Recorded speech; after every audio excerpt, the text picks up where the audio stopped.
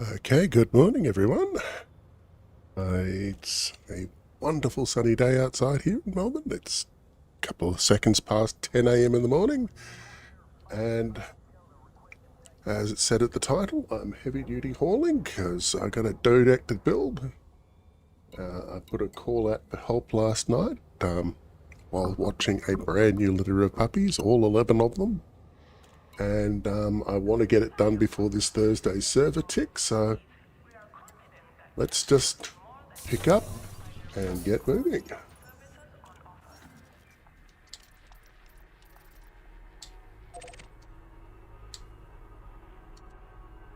Oops, Daisy, I want to settle over to there. What's my cargo hold looking like? It's completely empty. Well, we can't have that.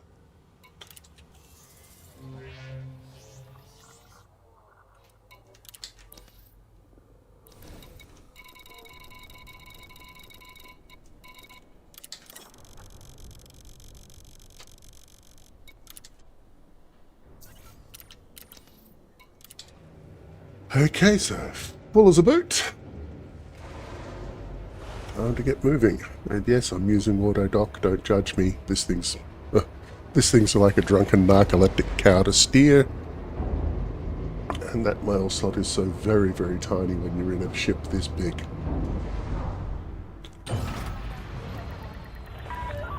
Landing coupler disengaged. Please exit the station safely and promptly.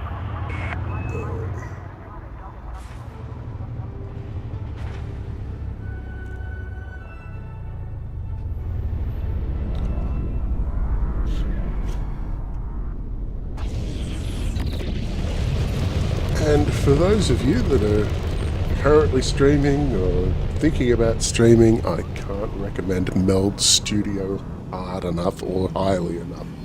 This program is absolutely brilliant. No learning curve at all. I mean, but if you can handle the learning curve that came behind Elite Dangerous, you can handle the learning curve that is with OBS.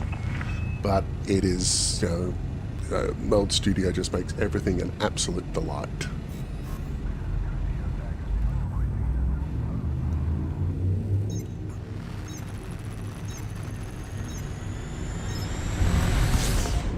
Okay. Turn on the boogie shoes, and away we go.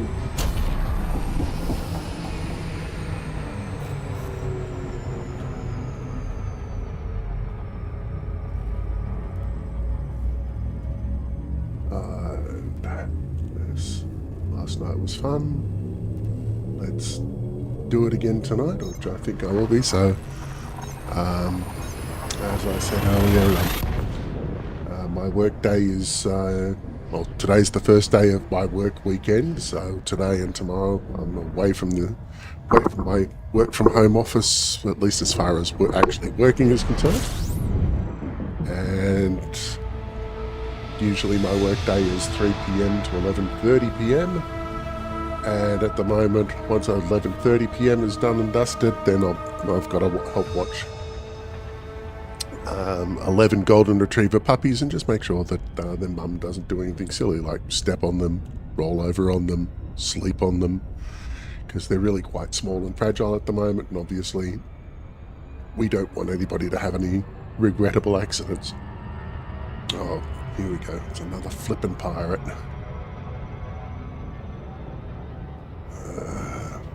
Okay.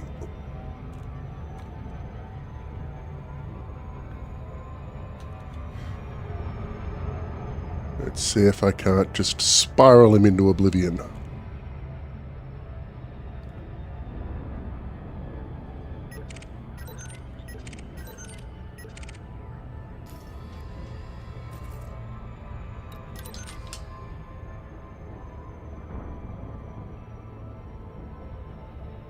That's not pirate. What's the pirate's name? Waldorf.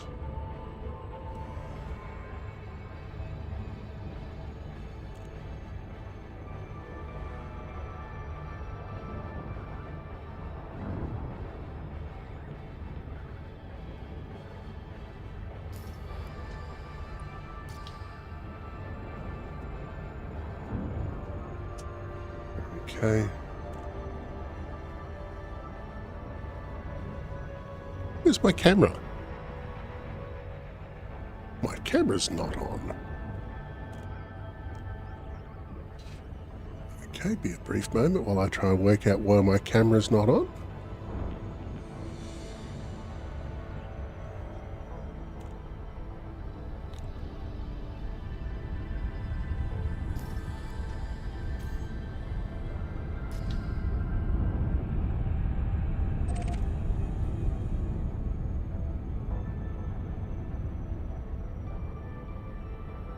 Yeah, there was something missing from my screen. And my webcam has that suspicious lack of a white dot on it that says that it's recording. Okay, pull in hard. And there we go.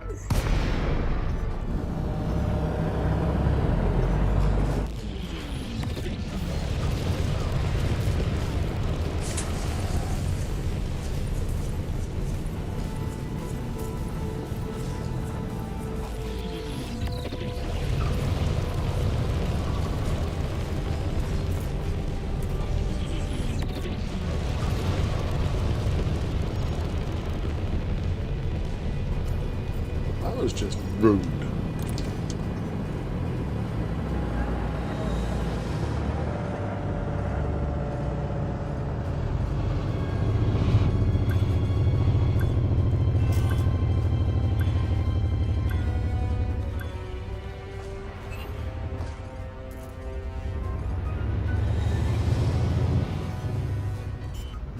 Okay, looks like we're gonna...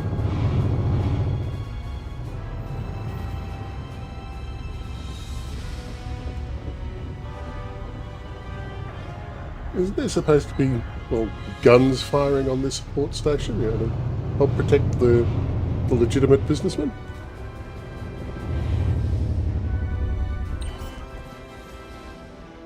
There we go.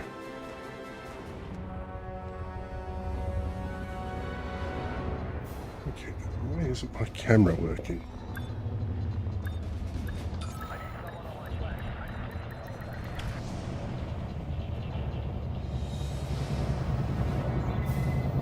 There we go. Why didn't you turn on? Doesn't matter now.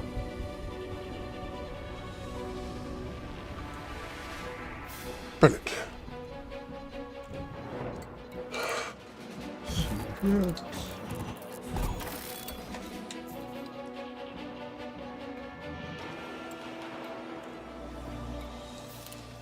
So, obviously rolling around in a Panther Clipper where everything and absolutely everything has been ripped out to make way for more cargo space. You can haul a lot of stuff, but you're just nothing but a gigantic roll of tissue paper waiting to be shot to pieces.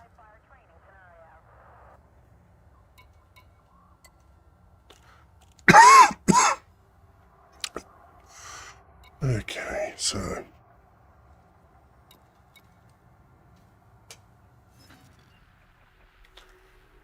that's a good thing that didn't happen to me last night while I was mucking about on my laptop, because I don't have my HOTAS set up there. I just have to rely on rather a gamepad, and the already legendary non-responsiveness of Panther Clipper is only enhanced by the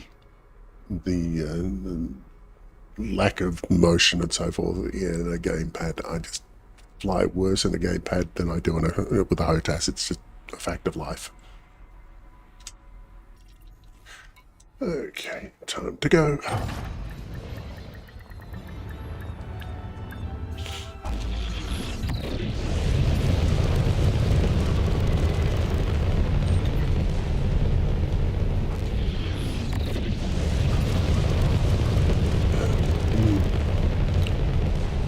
Joshua, if you're still here, hi.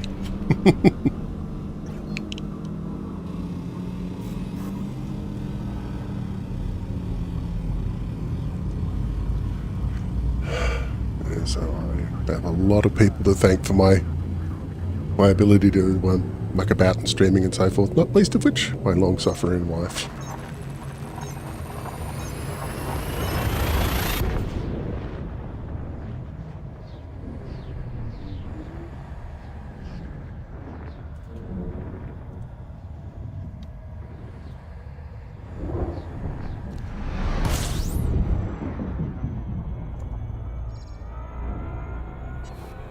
Okay, throttle down, turn on the turbo boost.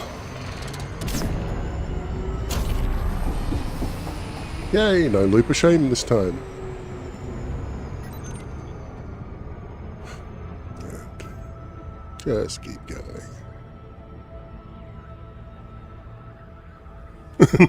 Yeah, Mickey Mouse Ops, I think I should. I was absolutely certain I had everything just set up right and so forth, but my home office is also doubling at the moment as a spare bedroom, and the occupant of said spare bedroom at the moment, who's my eldest son from university, just coming home for the Easter break, he was, well, loud and grumpy and trying to get everything out and moving today, so, yeah, and again, they should have a pre-flight check. Is your camera on?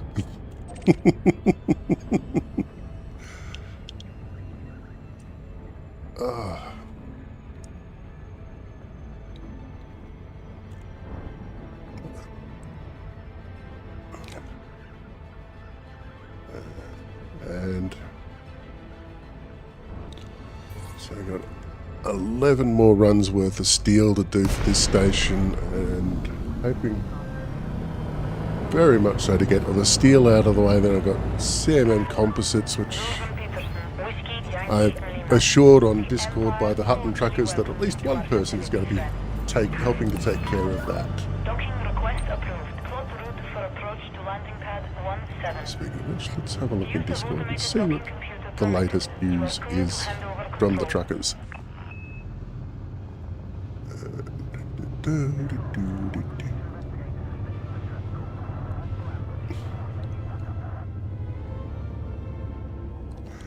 Okay, so I've got Commander Taran and Steve the Red, who have promised to help me out to get the station completed before this Thursday server tick.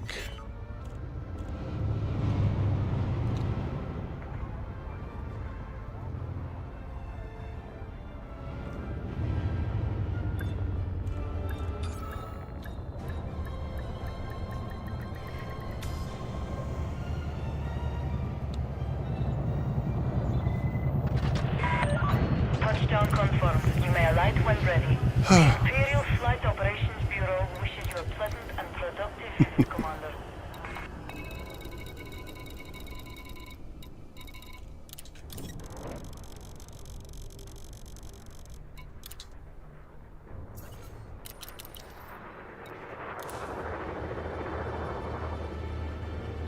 And I've actually hop over into the Hutton Truckers player group at the end of this run, just in the off chance I run into some people online there and give them a hi in person. Landing coupler disengaged. Oh dear, looks like the local power security has found a reason to be professionally unpleasant with somebody outside.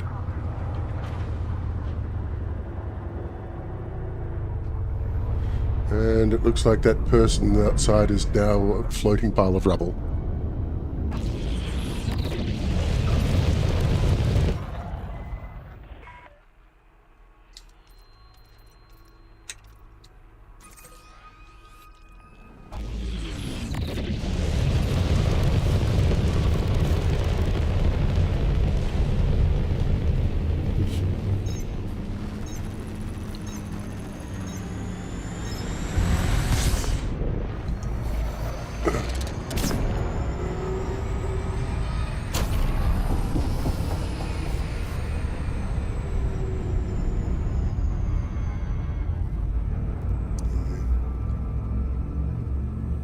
I have to say I'm a little bit concerned about the latest community goal that went out of the HRP 87621 system. As Commander Exorcist noted in his Taco Tuesday, nothing but bad things can come out of this. I mean, well, obviously there was Frontier massively underestimating just how much stuff people could haul in a short period of time, and maybe 2.5 million seeds of doom in 2 weeks was a very, very, what's the word I'm looking for, conservative amount. Being able to knock over the community goal in 4 days was, well, yeah, fun while it lasted, but it did hamstring people that were perhaps hoping to join in from Distant Worlds 3 and are now having to turn around and go back to what they were doing. As for the Radicoida Unica seeds or eggs or whatever you want to call them, 2.5 million of those things in one place and so forth, I reckon it's not going to be long before we're going to have to rename Exogene Sciences to something more appropriate like Hadley's Hope, just to keep up with the in-game storyline.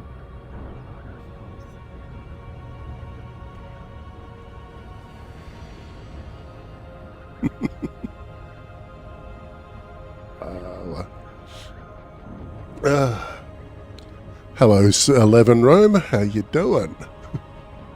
Welcome to the channel and thanks for the follow. Yeah, so I got people that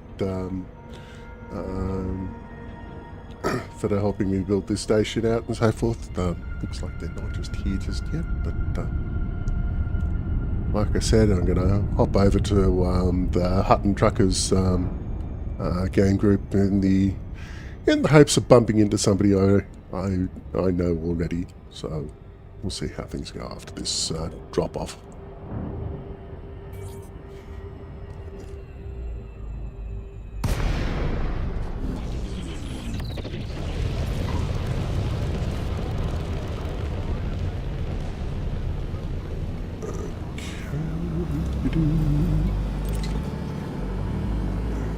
I don't trust you, autopilot. You are programmed by the guide dog of a drunken kamikaze pilot.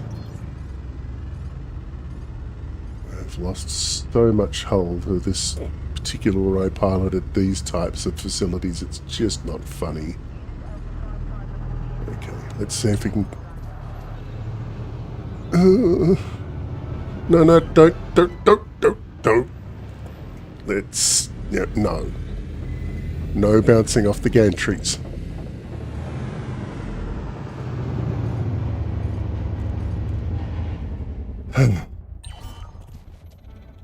Like I said, guide dog for a drunken kamikaze pilot.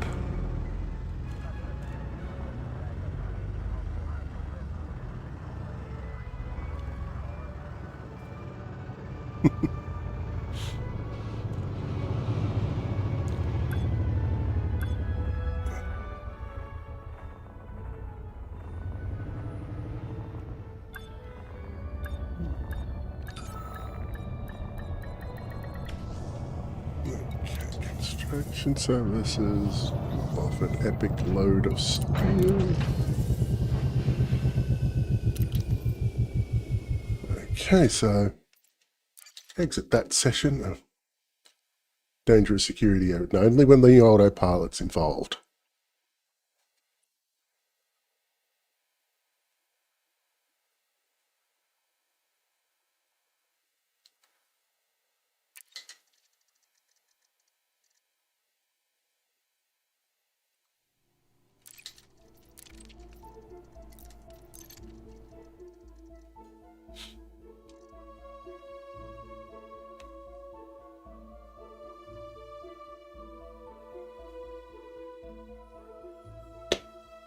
Another dose of the stuff that's going to be fueling me for the next forever.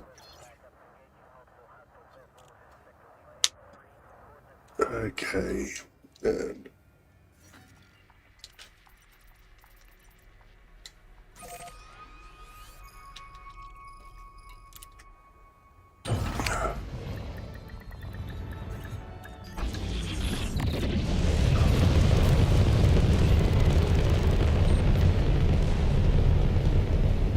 these people are so twitchy about their precious little landing spots and so forth, and think that they were in a high traffic area and needed the room.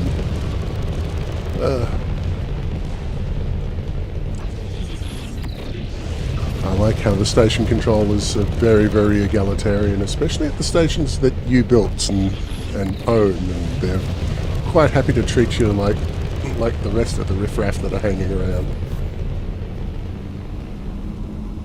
And we don't care if you pay our wages, you're standing in our spot, and then they shoot you.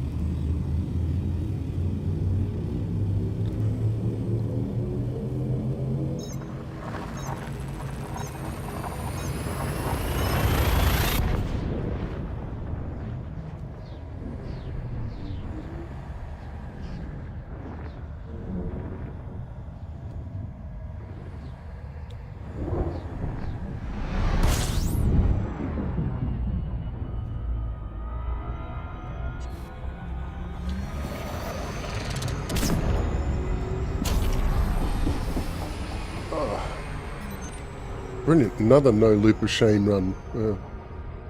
Winning.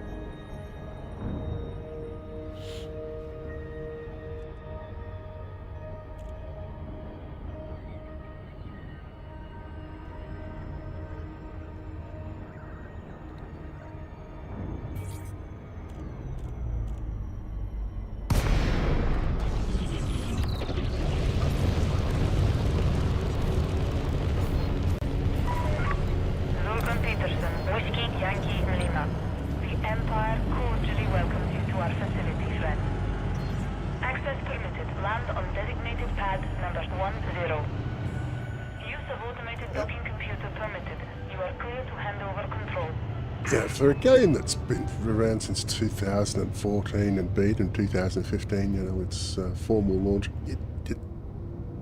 even now, it just loved the look of the stations and so forth.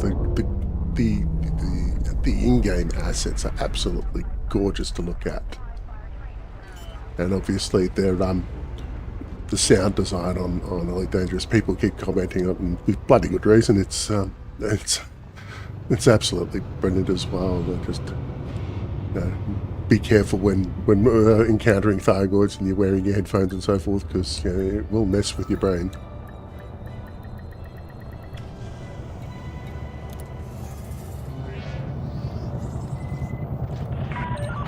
Landing complete. Ship secured. Our facilities are at your disposal, Commander.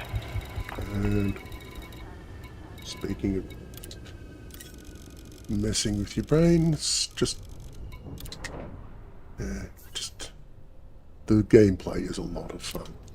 Even just something like this, which is just very, very sedate and calm, and just backwards and forwards, backwards and forwards.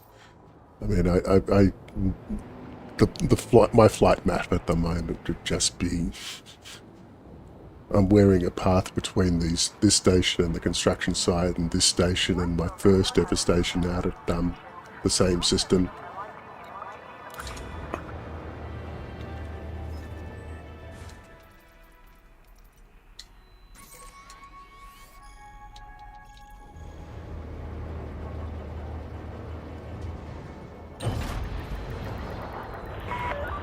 Landing restraints retracted. Please exit station safely and promptly.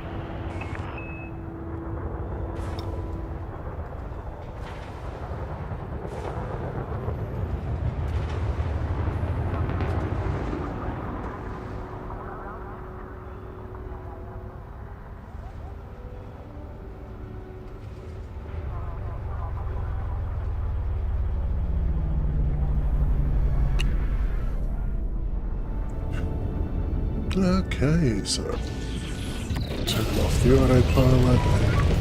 Attention. Please clear this area immediately, or you will be removed using lethal Remember how I force. said the station controllers are really, really twitchy?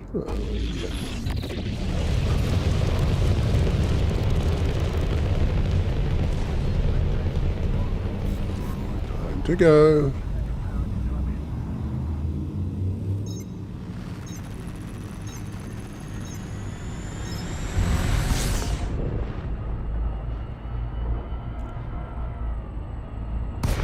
Whoops.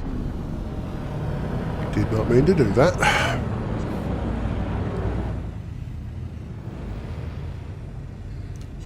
Time to go again. This time, don't hit the jump button, the boost button.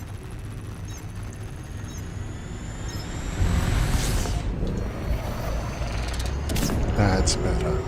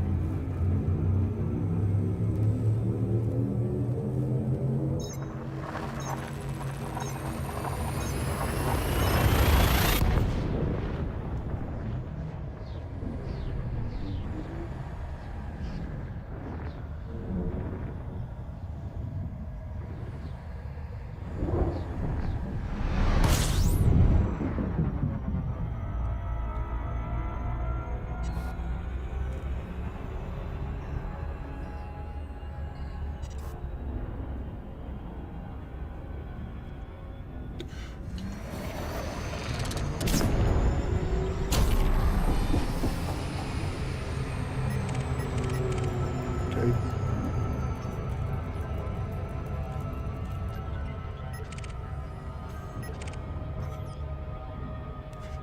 Okay, mangy dog.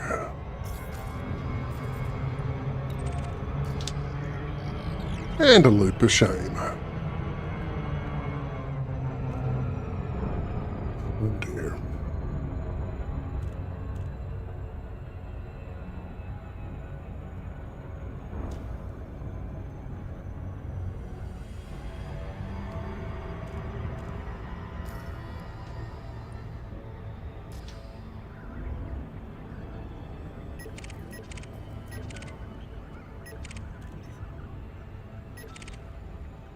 There he is, and a python.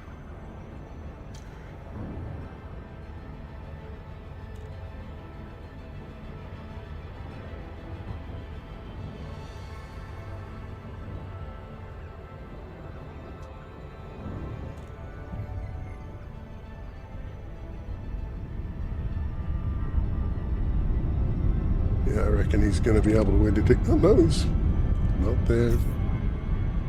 Okay. There he is. Ah.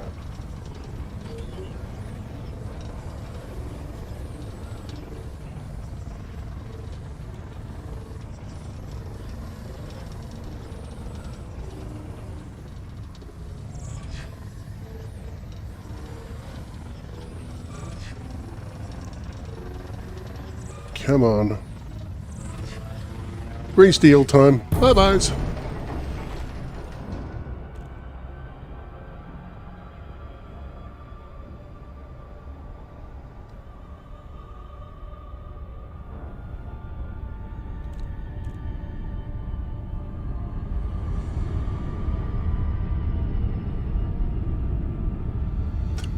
Hey, Rome. Thanks for the correction there, but yep. So, yeah, I've only been at this streaming game now for about a week now, so still learning stuff, still learning how to do it properly, and just at the moment, if you've read my bio or anything, this is really a labour of love. I've been playing the Elite franchise of games since 1984. When the first time I played it was on an Apple II Euro Plus. Let's see if I can remember all the specs on it. 64 kilobytes of RAM and dual floppy drives. Now, we thought it was, and that was at Collingwood Public Library here in Melbourne, and we thought that that thing was just so awesome.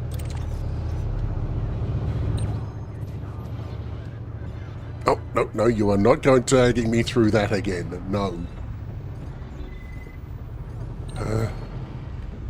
It's hard to tell which wants to kill me faster, pirates or autopilot. Yeah. Yeah, so it was a public computer back at Collingwood Public Library.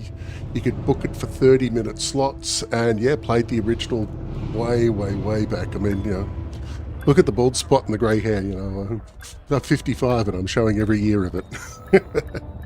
And then played the sequel, Frontier Elite 2, bought that pretty much the day it came out, well, the day I found out about it, which was just wandering into my local gaming store in the city, and went, oh wow, they made a sequel, take all my money, and played that on my Amiga 600, which I played to death, and that was again a lot of fun, when they made the galaxy so much bigger and able to exploit a bug where the range counter for any hyperspace jump would reset after 32.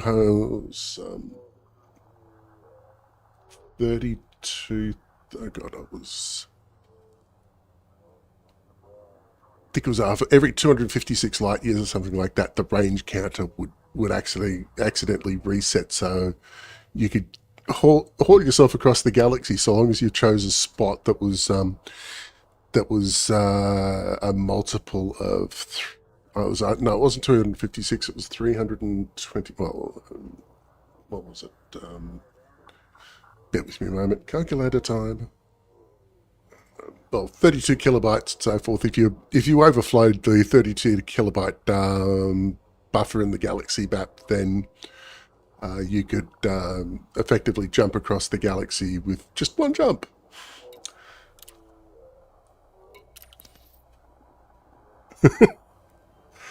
Back in '84, I was 14.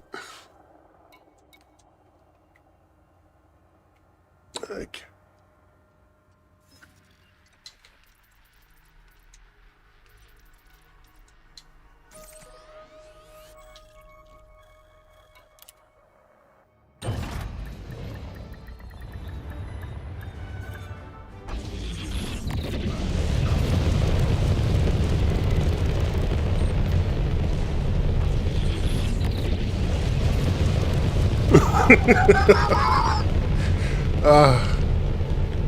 My oldest son wasn't even a thought when when Frontier came out.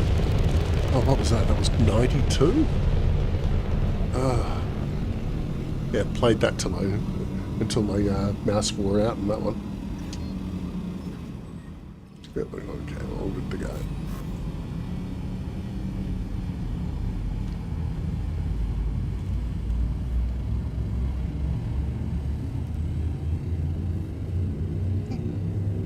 Yep, didn't forget to throttle up.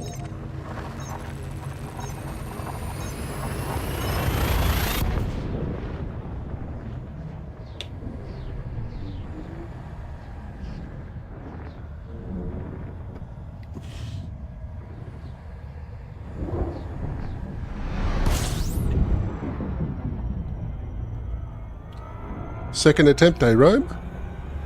Yeah.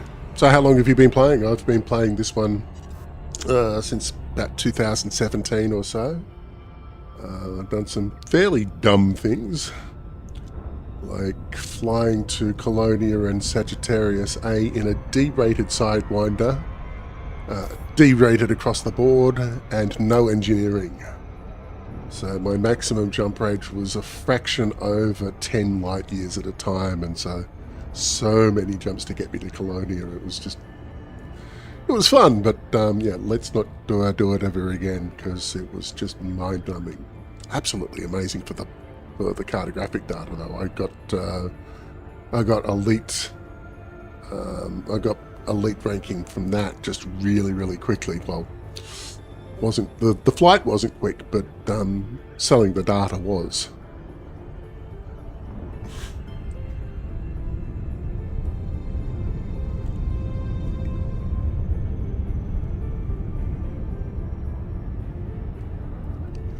Ooh, ooh, ooh, ouch. Ouch, ouch, ouch. That would be, yeah, I could understand the rage there. Strangely enough, I've been playing the game since 2017. I haven't bought an Anaconda yet. I got 7.5 billion credits after buying the fleet carrier, and I just haven't had the motivation to buy an Anaconda yet. Still waiting for my free one every time I go to Hutton Orbital, but alas, they're always out when I'm there.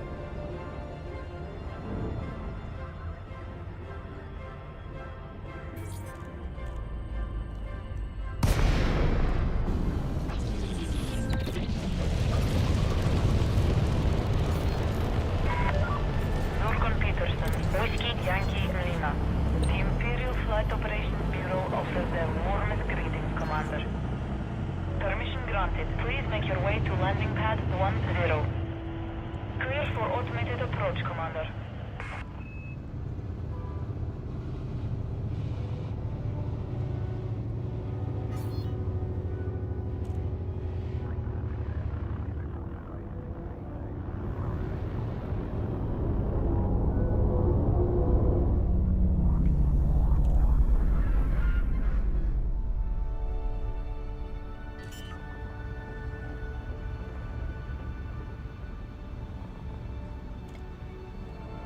Actually,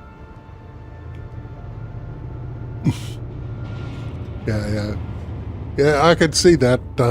I can see that, Rome. Yeah, for me, the small ships are where it's at. Small and medium. Well, obviously, when it comes to hauling stuff, the Panther Clipper is only one of 2 large ships that I have. Well, yeah. No, I've got 3. I've got a Type 7 that I use as an emergency passenger bus and so forth whenever there's a station on fire and so forth, and I want to move a lot of people very, very quickly. So I think I'm just going to take a quick little break from the delivery runs to the to the construction site and do a delivery run to the Coriolis station in the same system. Just pick up some merits.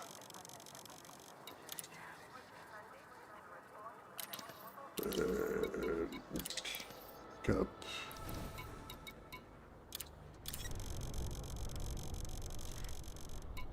that there.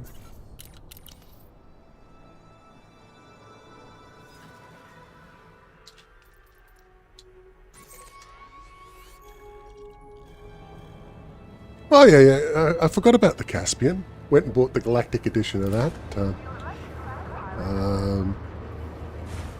So with the new ships that have been released, I've bought the Stellar versions or the Galactic versions of them, just by way of encouraging Frontier to keep the servers open and continue giving me good stuff.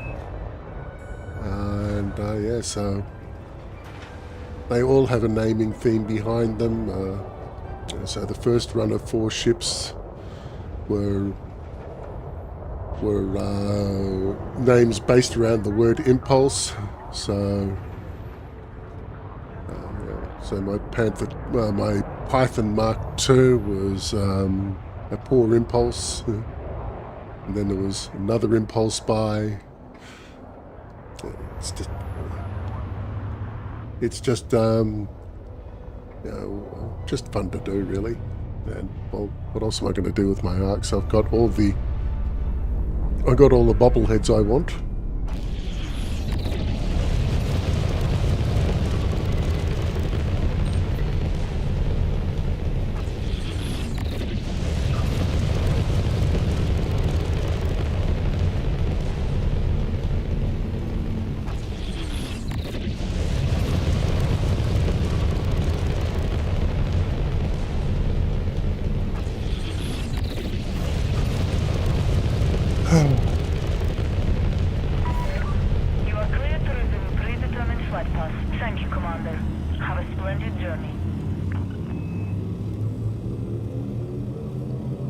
Oh, nice.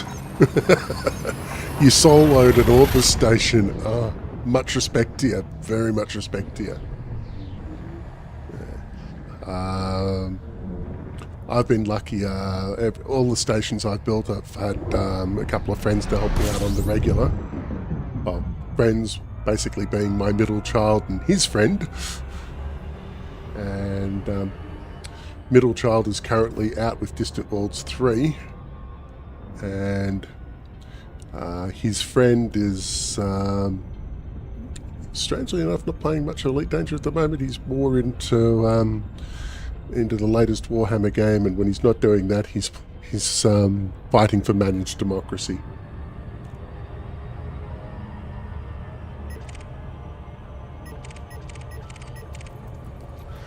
And Rome, how many hours a day did you spend hauling materials to get it built in just 2 weeks? Must have been what, 6 hours a day for every day?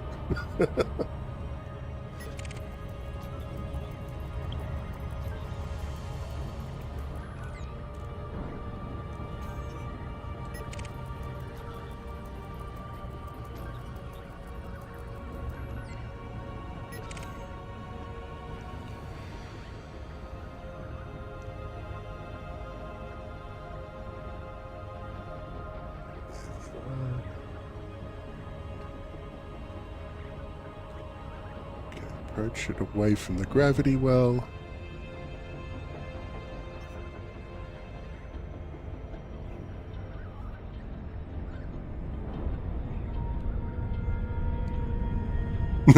Oh, cool! Yeah, but always happy to have people do some runs for us. Yep. So.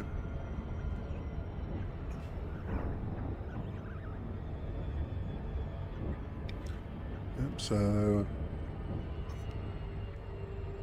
yeah, know where I'm at.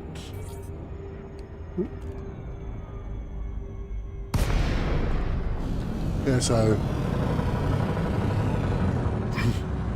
so, just, to find this, obviously you could try and find the star system itself.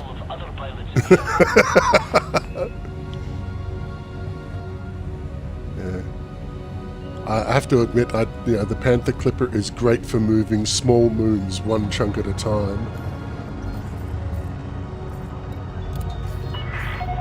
Access granted. Cleared for landing on docking bay 10. Because I thought the Type 9 was good for hauling cargo and so forth, but then the Panther Clipper happened, and the Type 9 cargo jumpstart ship that I bought has been neglected since then. The Panther Clipper, easier to fit through the mail slot on manual than the Type 9, I reckon. Just a smidgen easier to get through, and it's and it hauls to almost double the stuff.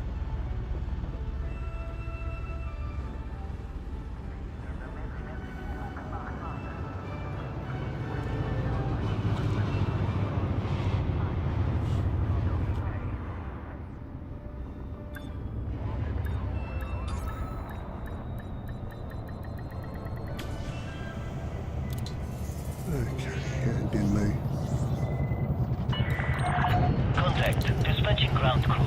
Welcome, Commander.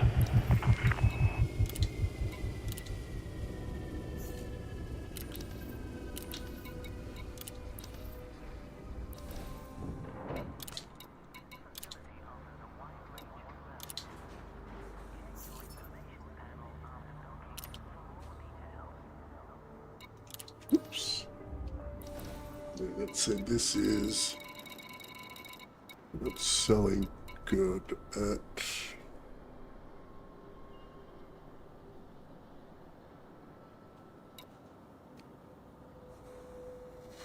$30,000. No.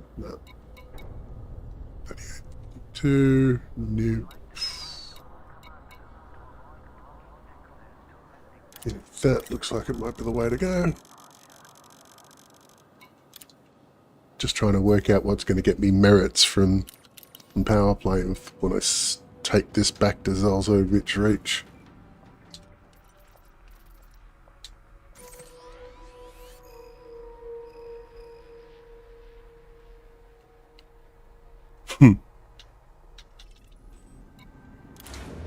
Yeah, the system I'm building in, all of the stuff that I need, you know, CMM composites and so forth, they're no more than 15 light years away, so it's even in a Landing coupler disengaged. You are even in clear a to leave. overloading cow like this thing, you know, the jump range is not excessive to get everything I need. The only thing that really just depresses me is just the coming in on the long planetary approaches and so forth. Yeah, landing on planets is for explorers, and at the moment I'm just hauling freight.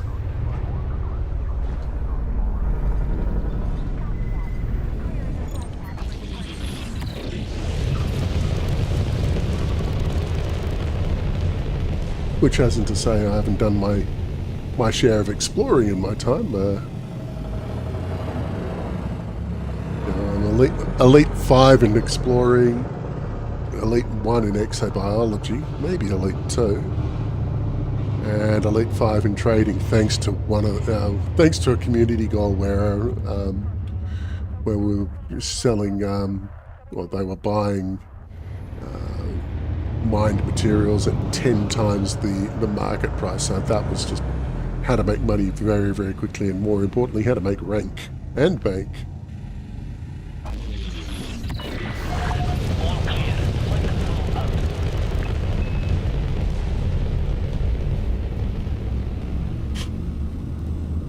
I just realised you were very, very specific with the range involved, 9.67 light years. It's amazing how much you remember once you go backwards and forwards between starports so many times, because even with a Panther Clipper, you just have to make so many runs backwards and forwards. It's just nuts.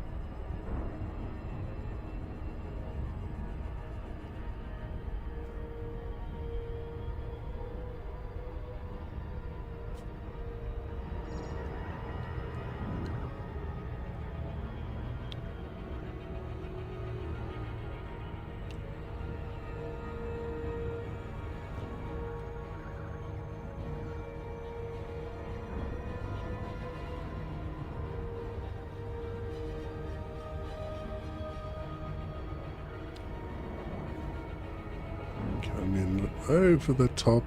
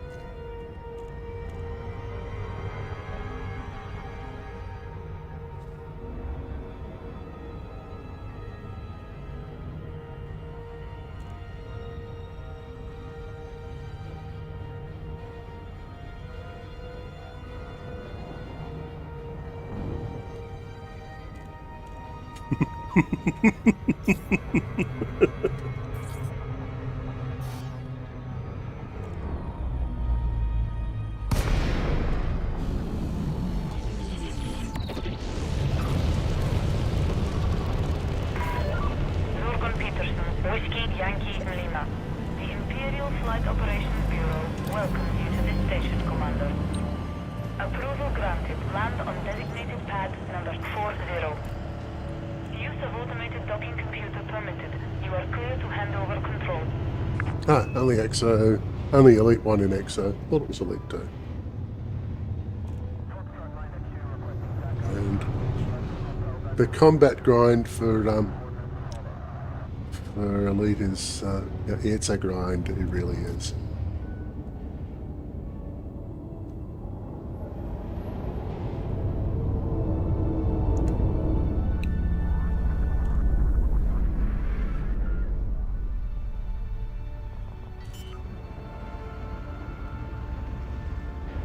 I wonder if they've released the community goal ships yet. I mean, the suits.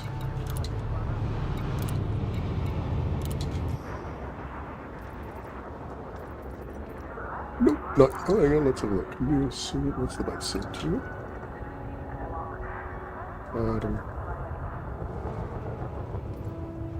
No, not yet. Docking procedure complete. You may alight when ready. I've tried export. Having some issues getting it properly mapped up and hooked up to my dual VKBs. But yeah, it looks very, very pretty, and I definitely want to spend more time in it. May even stream some of me faffing about in that and getting lost and confused.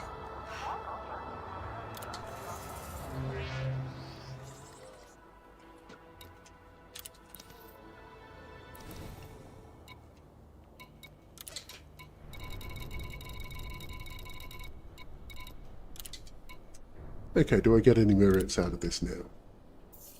Yay! Not many, but every little bit helps.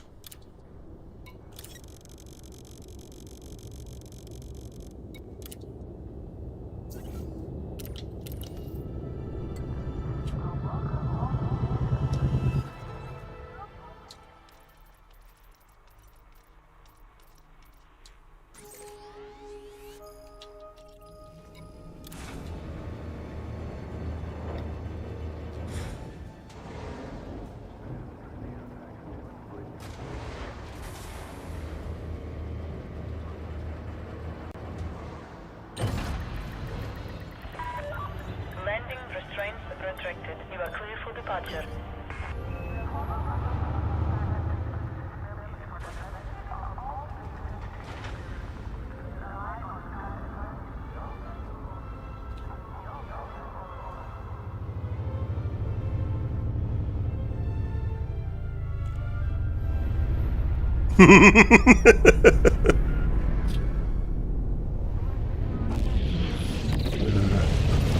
Thank you, Mr. Trump, sir. Your blithering ineptitude has scrolled the economy for millions of people the world over. That's going to be your legacy.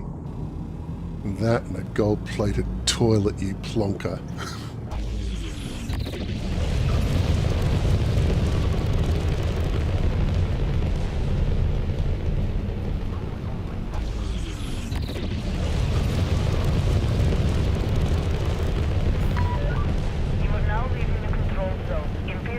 Operations Bureau, now signing off.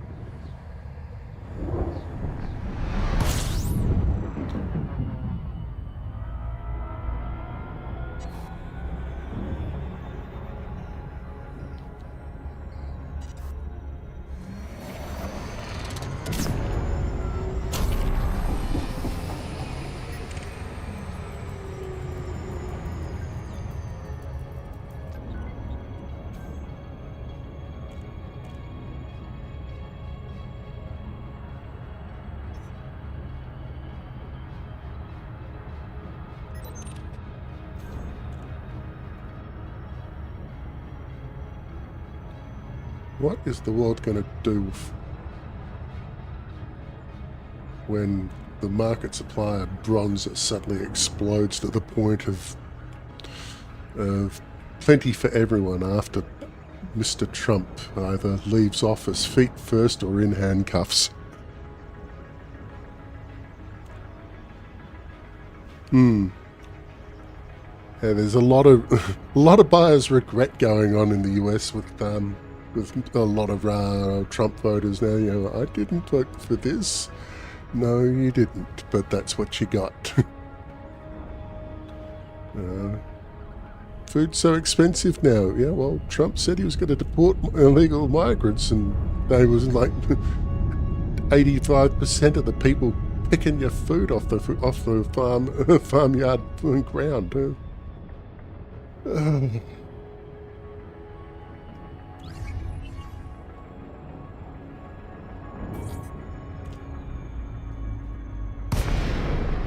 Petrol's so expensive now. Yeah, I wonder why.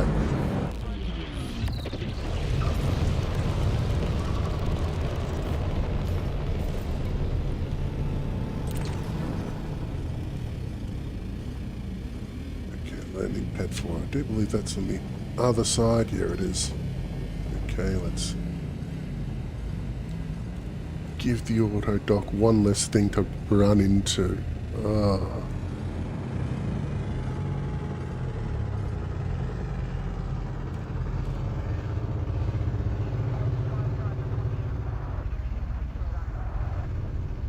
Okay, hands off the sticks.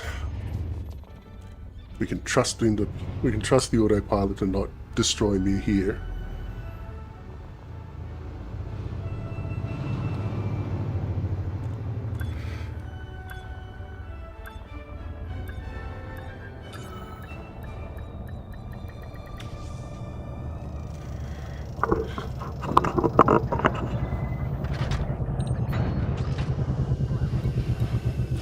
And were those Mexicans hurting anyone? I mean, a lot of people saying that, you know, Mexicans and Colombians are there to like steal everybody's jobs, but you know, most of the time I see those people working the jobs nobody wants to do. I mean, you know, out there picking farmyard produce and so forth for cents an hour. You know, I don't see many people that aren't illegal or even downright illegals, you know, willing to do things of that. You know, the economic situation in the United States is, even when you're being paid below minimum wage, under the table and so forth, is still better than what they can get in their home countries. So the economic point of view, I can understand why they're going there. But at the same time, those that are actually working in jobs that pay taxes, well, they're contributing to the society they're living in by paying taxes, which is a lot more than you can say for the likes of Facebook Meta and Alphabet and Amazon and so forth, who, you know, don't pay any taxes at all. Similar story here in Australia. You know, we got companies like Santos that make absolute billions of profit every year, and they work out a way in which they don't pay taxes to the Australian economy. They rely on the services that those taxpayer dollars provide, such as roads, an educated workforce, and the like. But they don't actually contribute. And if you've got an entity that profits from something or uses the resources of something and doesn't contribute to it, that's a parasite. And that's our mining industry. That's a parasite. Oh. Get off the soapbox, Doug. Concentrate on the flying. Politics later. Yeah. Sorry.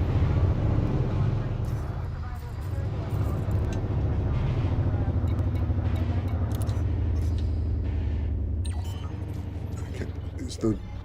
I think I'm safe. I don't think there's anything immediately to hand that the autopilot can run me into.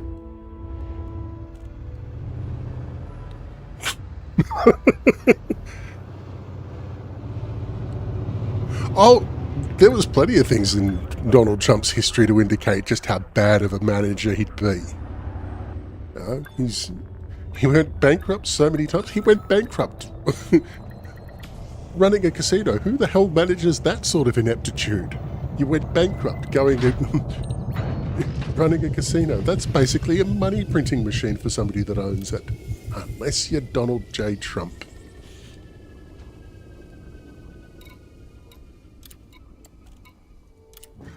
That's why I took off, because I don't have any cargo on me anymore. Get off the soapbox.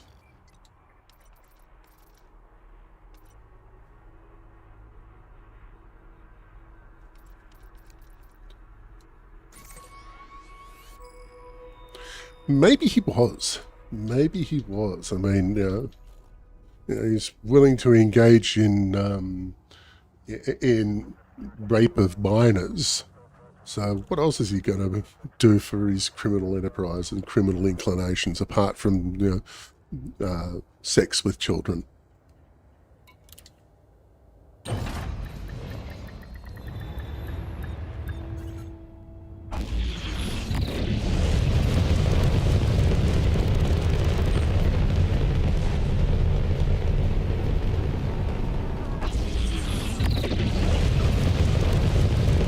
And Mickey Mouse, I think you'd find that pretty much every casino in the world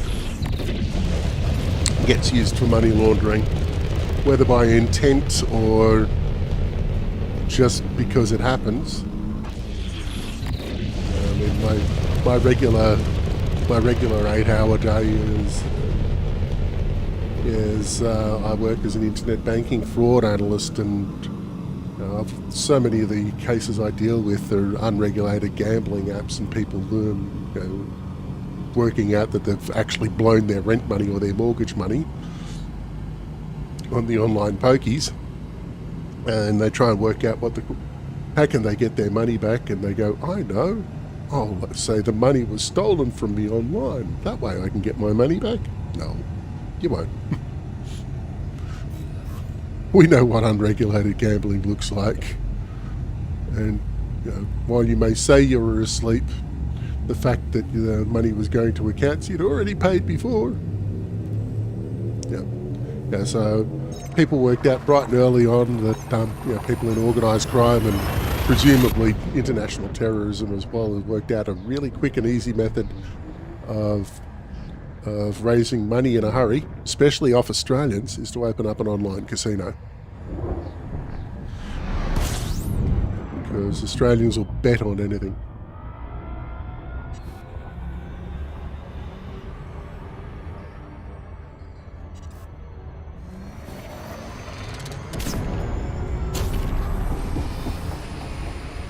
Now, why can't I do that on my way into my construction zone?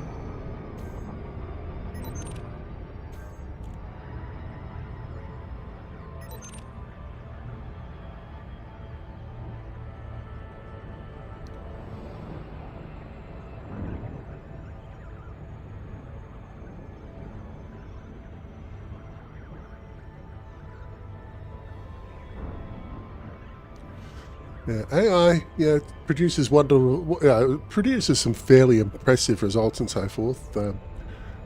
That rather disturbing looking avatar of me on my profile badge is, I'm not going to lie, used AI to do it because my artistic skills aren't worth crap.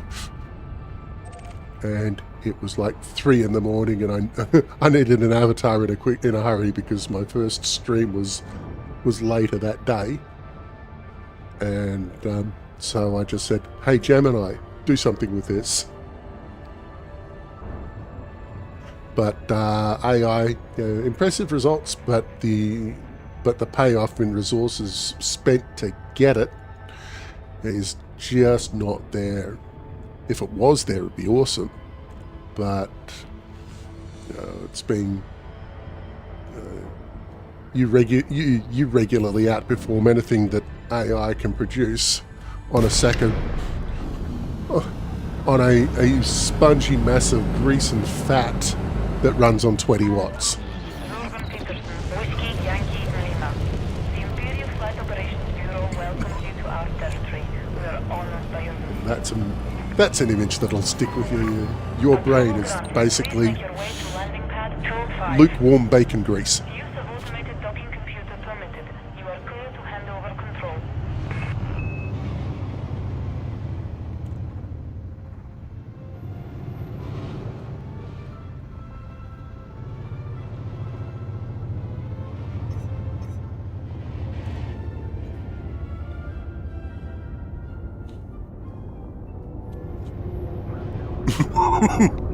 Bacon.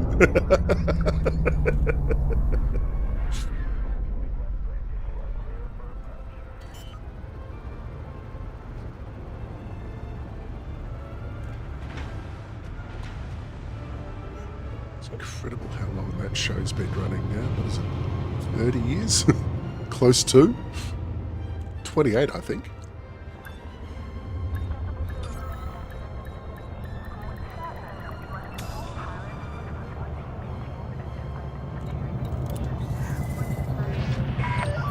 Landing complete. Ship secured. The Imperial Flight Operations Bureau wishes you a pleasant and productive visit, Commander.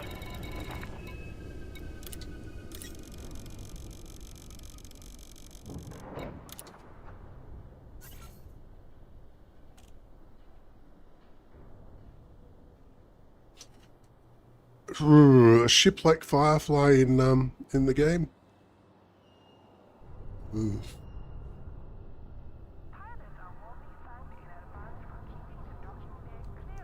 Not really. No. I'm just trying to think if there's anything that's even a close visual approximation. And can't even think of one. You know, for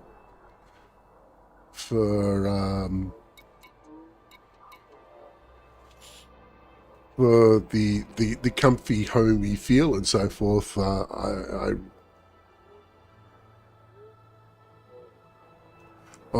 Copilot, don't even... The only reason why I'm running Copilot on my PC is because the Microsoft 365 subscription that came with it just before Christmas last year, they had a massive discount on that that actually worked out being cheaper than the regular Microsoft 365 subscription for the year. So yeah, I went, okay, grit my teeth and pretend it's not there, and bought the version with Copilot.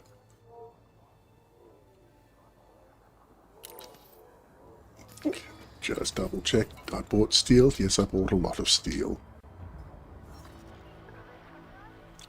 And as for AI and so forth, my wife's got a subscription with ChatGPT. She does amazing things with that.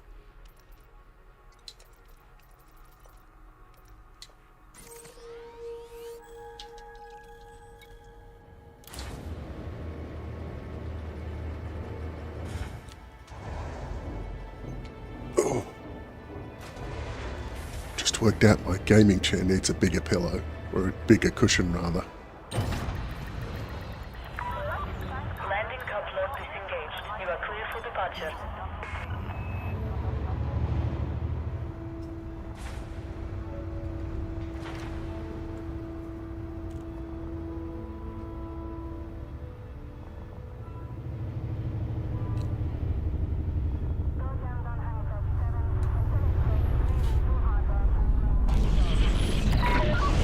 Additional traffic reported. Please give way to larger vessels. I love that. Please give way to larger vessels, you know, and I'm flying in a Panther Clipper.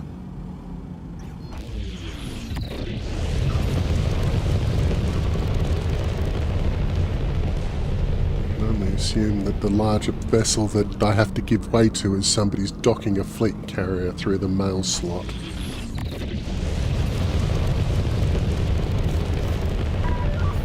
Speed restrictions lifted. Thank you, Commander.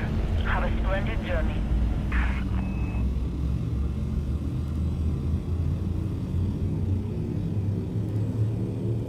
Speaking of, I'd just be interested to see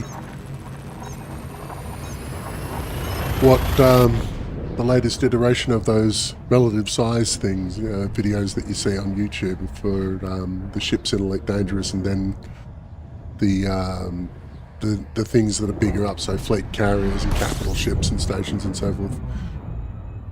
So I'd be wondering if anybody's done anything since I think the last one I saw was from 2023 or something like that. Definitely before the new ships came out.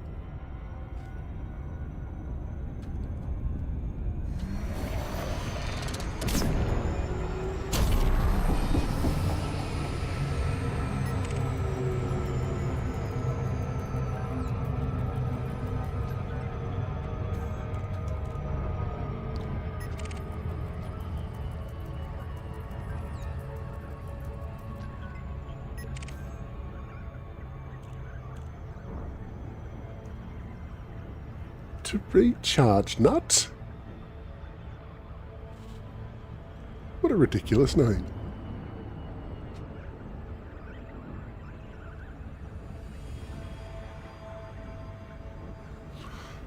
Okay, so ED Odyssey Materials Helper is telling me that I've got 8 more deliveries to make for this in steel, and then I'm done. Then I'll just work on aluminium. 35 runs for that, and then 24 runs left on composites.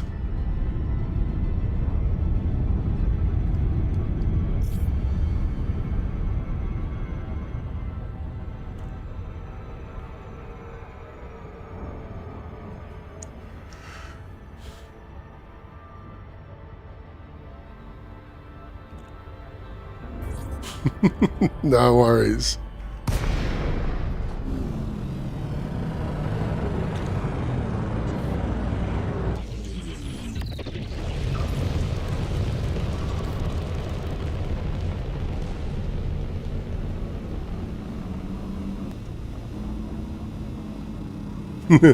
Yep, next stream.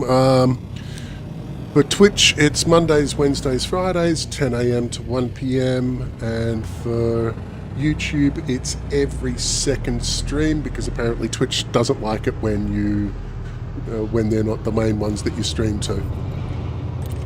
YouTube, being YouTube, they just don't care. They have all the video content, and they know that if they're big enough, you'll be there in one way or another.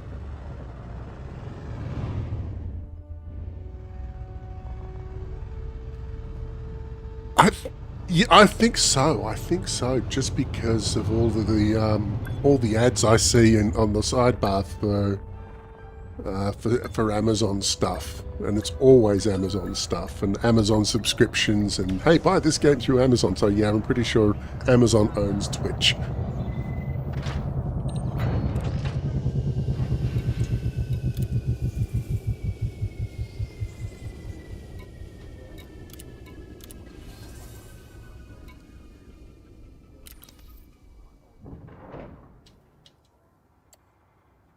Oh, YouTube pays well, but you just gotta really grind out the followers and so forth and the views in order to get it paying well for you. So I think it's like 0.02%.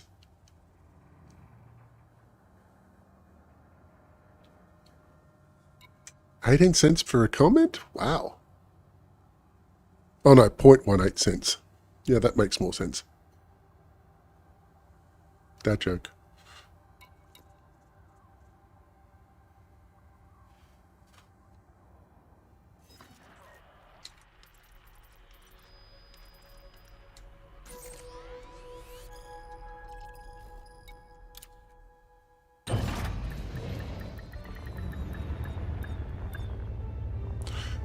See you, Mickey Mouse. See you maybe this Friday, but definitely see you in the future.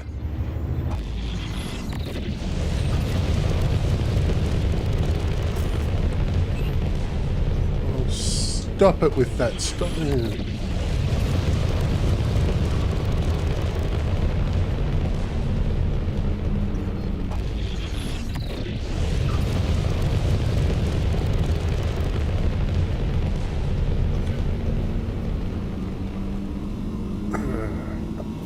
Are there any other games where loitering and littering are crimes punishable by death?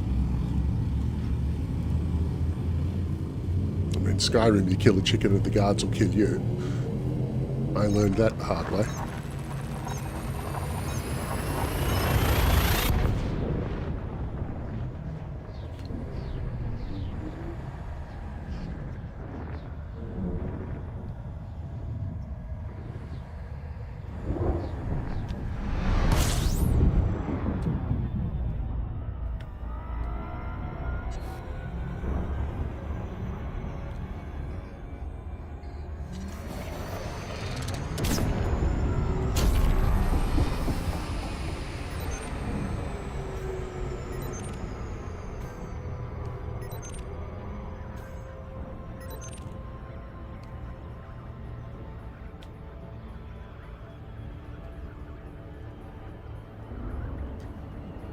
What's...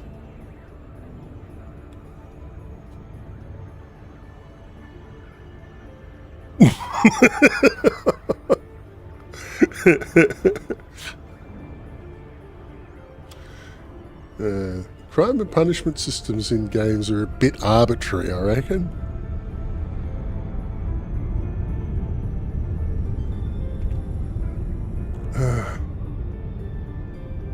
Yeah, and as for death sentence for littering and so forth,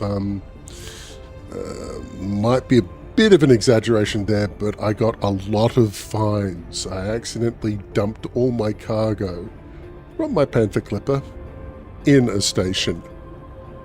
I was for whatever reason, I was leaving the station on manual and I accidentally hit the jettison all cargo button. And I was just streaming behind 1,298 tons of cargo from docking pad 47 all the way through and out the door. Funny as, but so many fines. Whiskey Yankee Lima. The Imperial Flight Operations Bureau welcomes you to this station, Commander.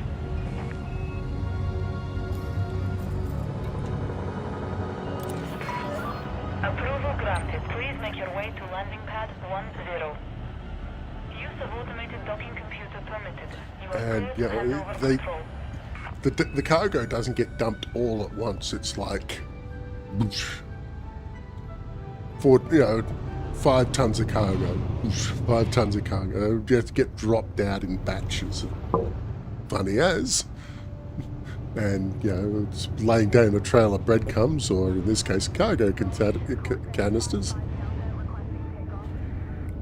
From docking pad to where I left the system in a hurry, still leaving things behind.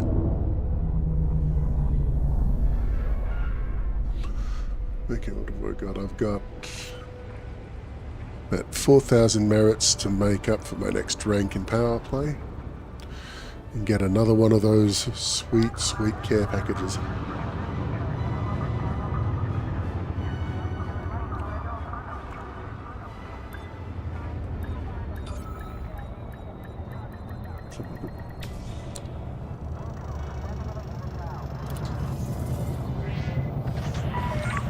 Landing complete. Ship secured.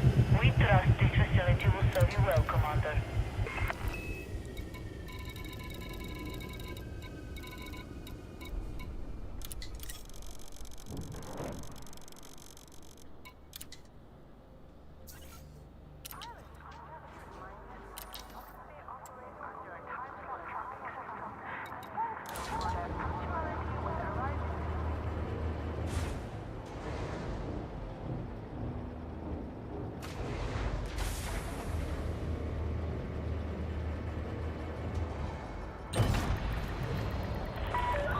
Detachment sequence complete. You may proceed when ready.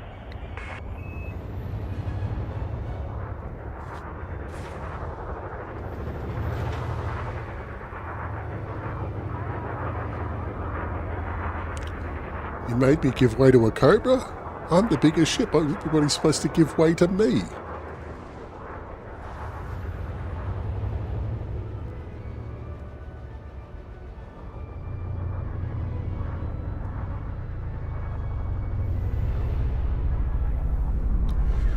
Okay, let's have a look and see what my missions are. Ooh. Positions, classified data, reinforcements.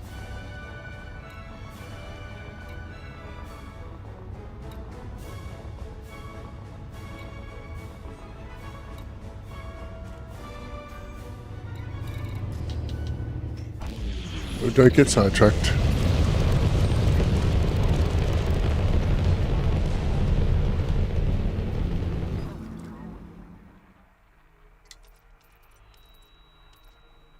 You have a station to build. Imperial Flight Operations Bureau wish you a safe onward journey.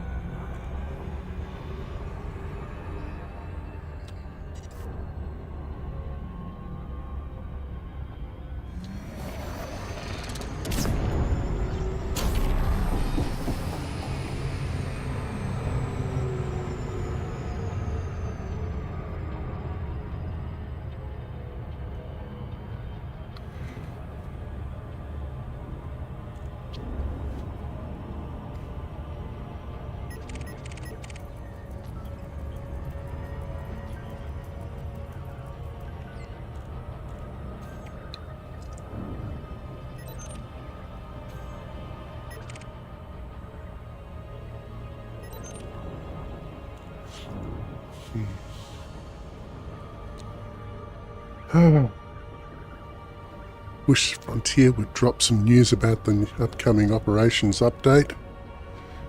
Other than it's supposed to be this month sometime. No, I'm just impatient. I'm a small child. I want my stuff and I want it now.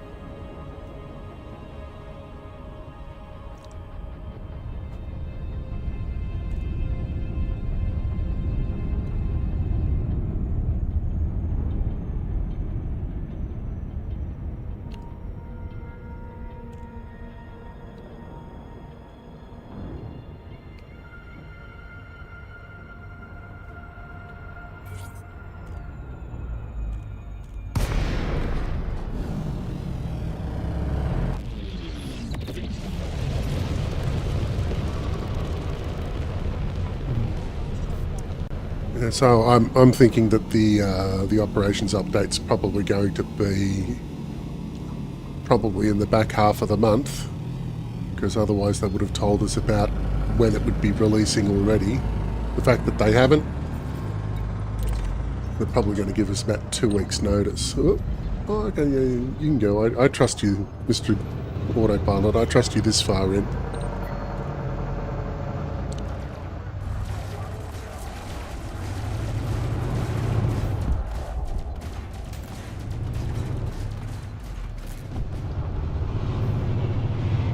What the devil was that?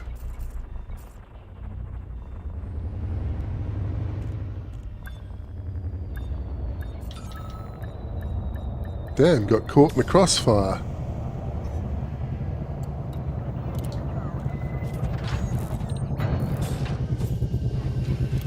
Ah, dearie, dearie, there am I.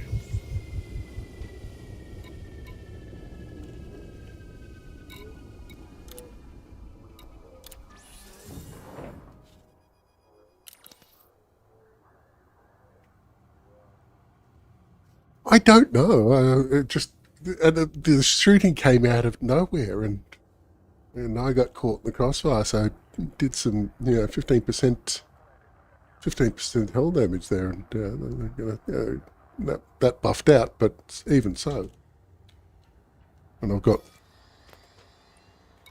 dumbass amount of money.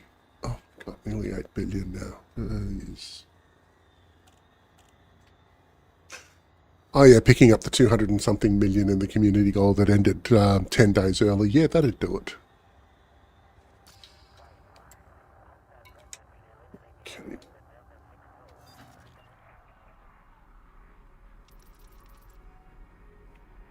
My middle child, who's on Distant Worlds 3, we're trying to put together the wherewithal for a squadron carrier.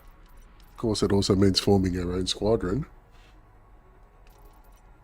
And I'm not too sure if I want to leave the Hutton Orbital Trackers. I like the vibe with them.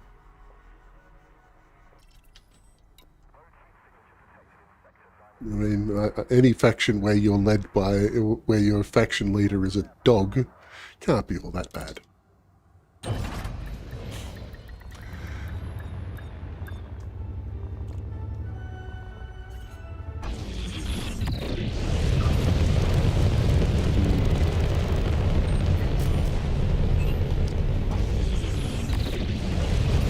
Ah, that's why the shooting, some guy loitered a tenth of a second too long. And Brewer Corp's gunners being twitchy and addled on caffeine and methamphetamines. But, okay, I can shoot him now.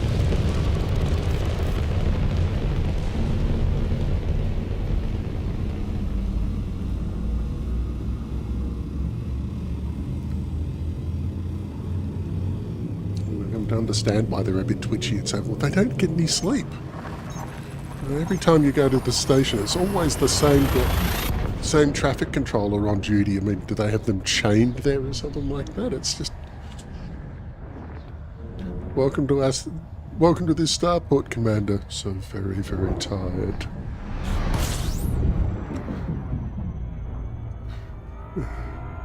You're an ally like you is always welcome at this station, Commander. Please save me. The word you're looking for is murderous. Not vigilant, murderous. I'm at 3/4 impulse.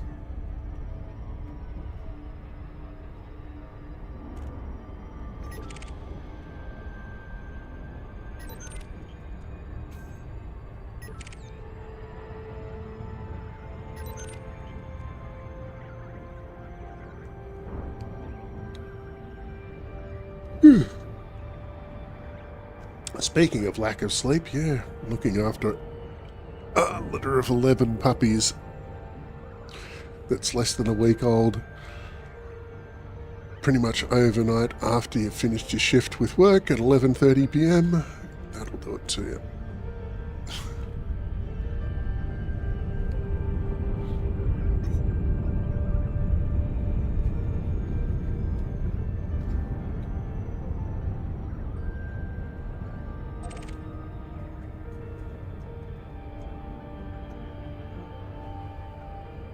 I got to add a chat window to this stream of mine.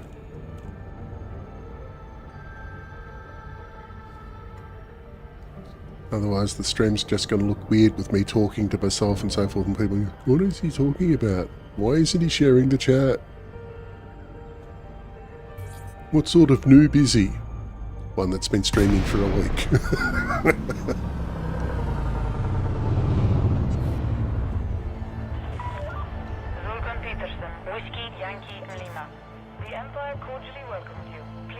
Landing procedures within your allocated time slot.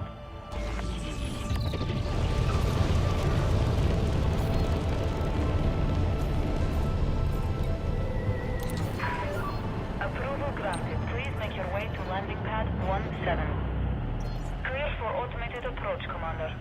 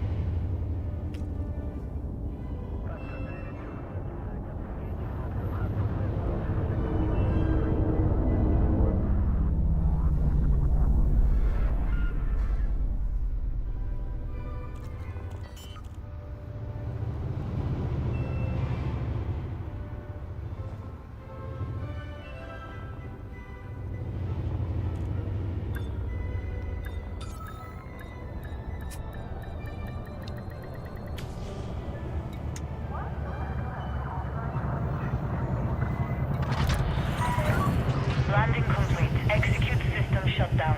Enjoy your stay, Commander. Your comfort is our top priority.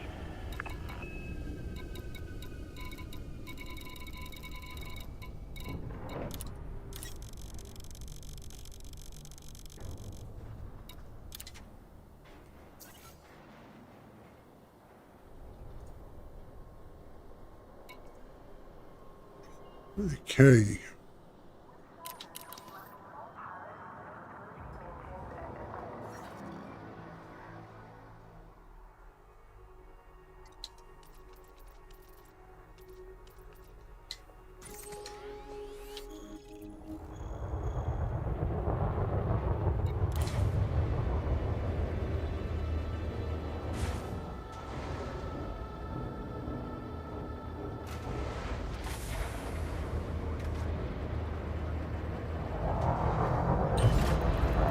Let's just see what's happening. Landing coupler disengaged. Please exit station safely and promptly.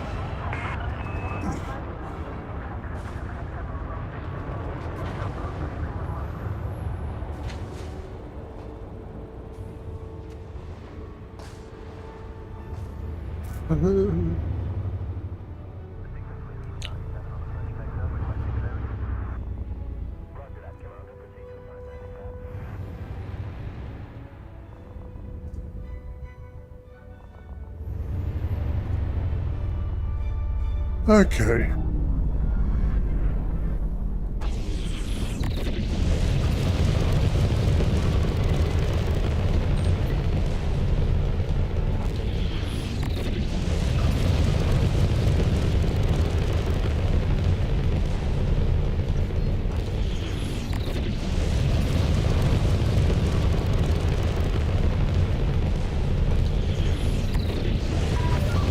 You are now leaving the control zone. Safe travels, Commander.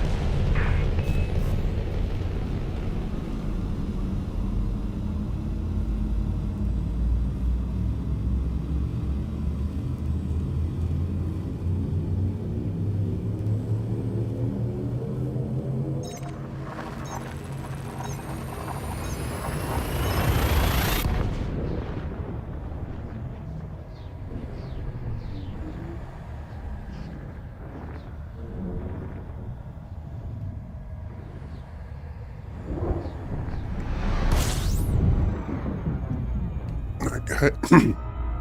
Okay, I'll be taking a quick break after this delivery. I need more coffee, it's keeping me alive. It is literally liquid life support, so if I don't have that, then I stop the thinking and I start the sleeping. I don't want to do that in the middle of the day, and especially not in the middle of a stream, so defo be refueling as very much needed.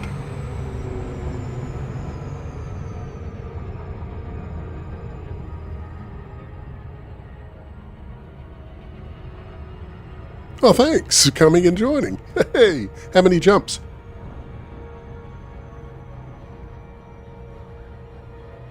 17. Oh, yeah. Yeah, what you're well worth. Sorry, no. Well inside the 90 minutes I got left on today's stream.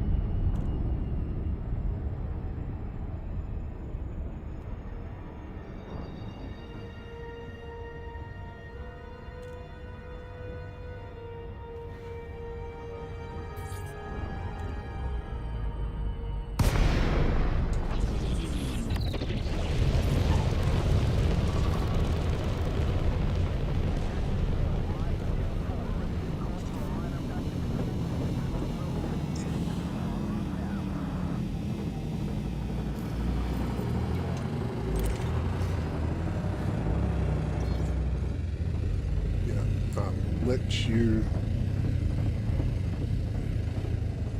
let you pilot me in once I'm through and past the major obstructions that you seem to love running into.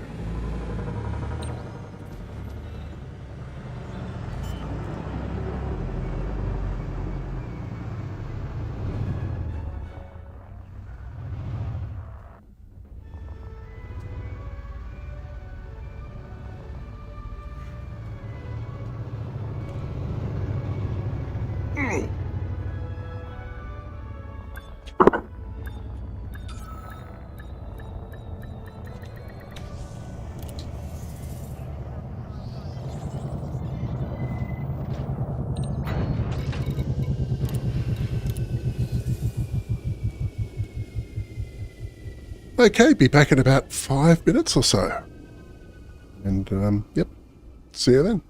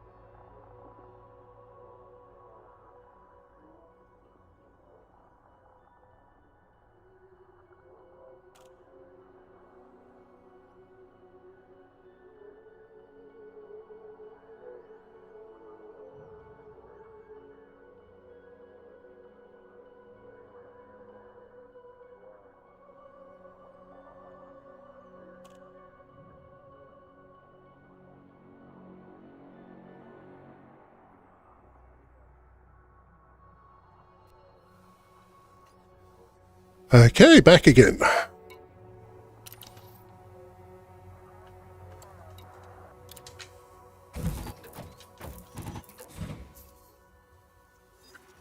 And once more into the breach. Be a friend.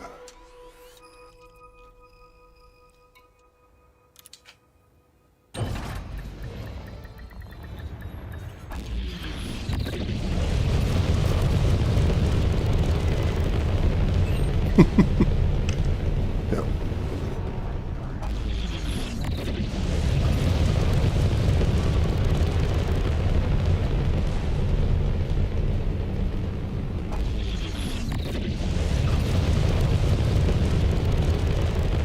Nine jumps, huh? Cool.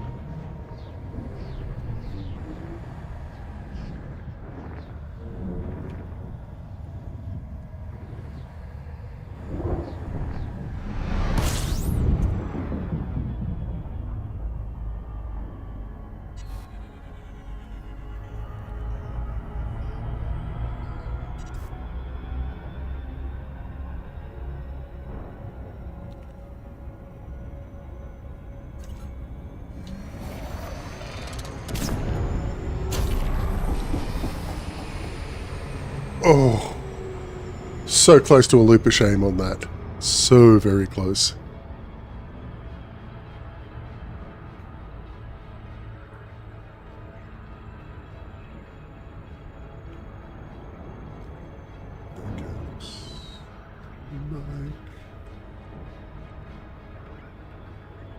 Yep, go straight in.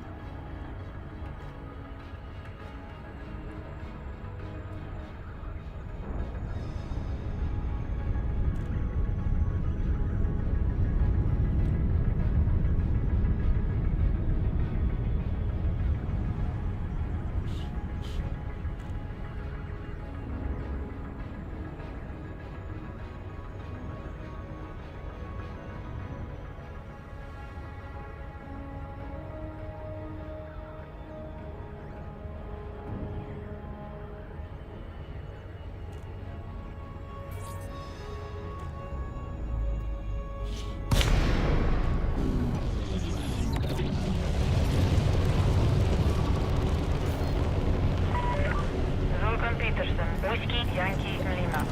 The Imperial Flight Operations Bureau welcomes you to our territory. We are honored by your visit. Approval granted. Set down on landing pad 02. Use of automated docking computer permitted. You are clear to hand over control.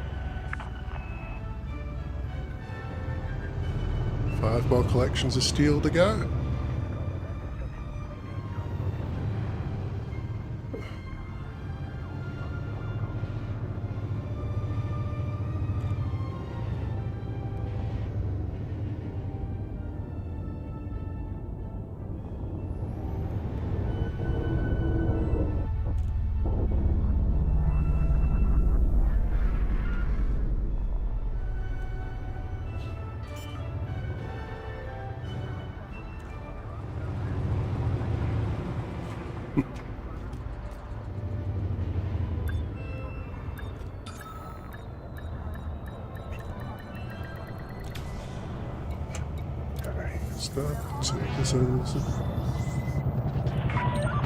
Landing complete. You may alight when ready. We trust this facility will serve you well, Commander. So, Rome, have you got yourself a home system yet, or a system that you hang out most? And if you do, why'd you choose it?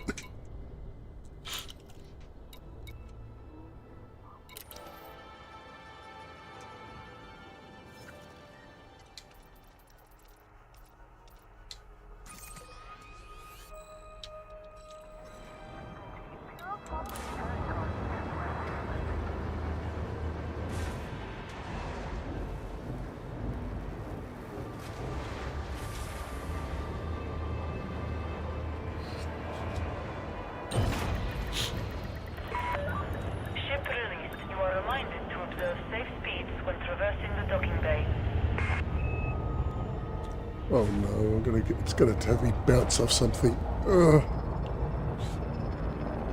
Oh dear.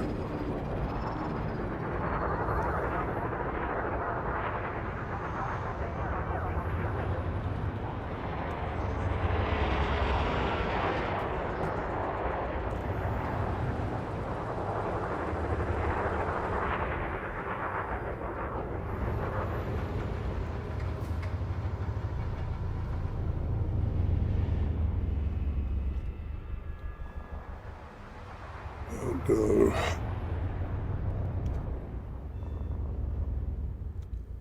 Oh, yikes.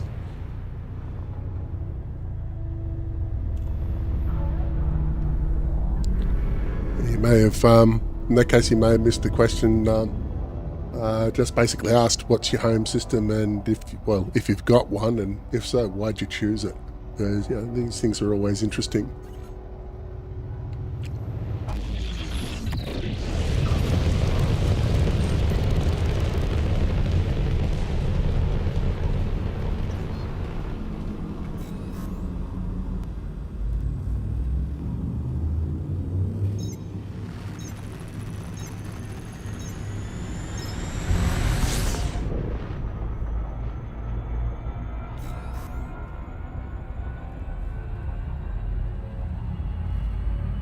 Oh yeah, was.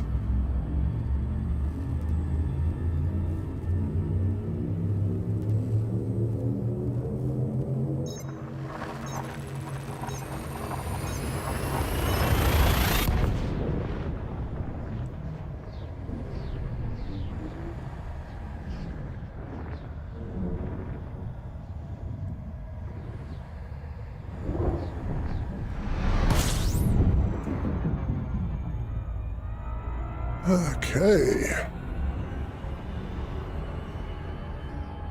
How very picturesque. I love the way that Call 285 Sector JSD 3108 just rolls off the tongue.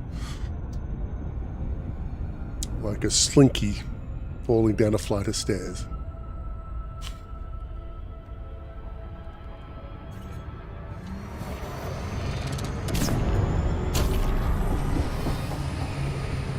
Ah, a bit like this one here. I grabbed this one because when I went into system colonization, I was round this neck of the woods and I went, okay, what's on the border that I can grab? Okay, I'll take this one. So absolutely no thought was put into where I wanted to be or anything like that. And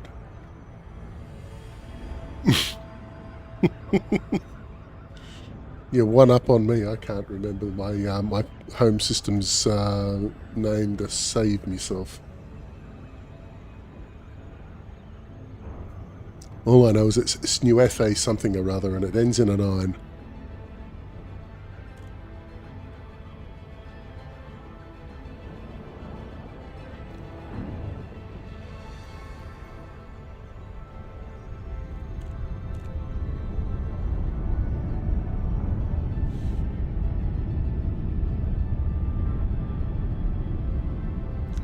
The last of that gravity well.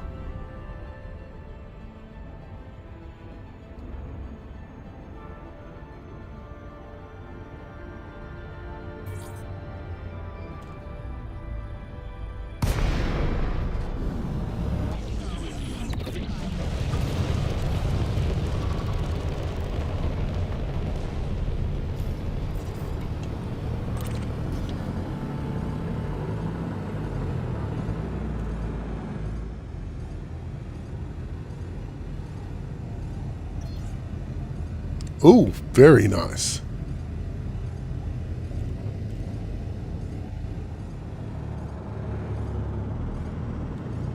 Yeah, I just grabbed, basically I grabbed the first system on the lot that, well, actually wasn't just a star by itself, so, didn't totally suck.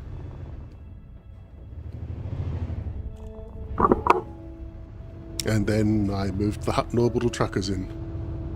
That was a fun time. Just grinding out the background simulation on that to get them into the top spot.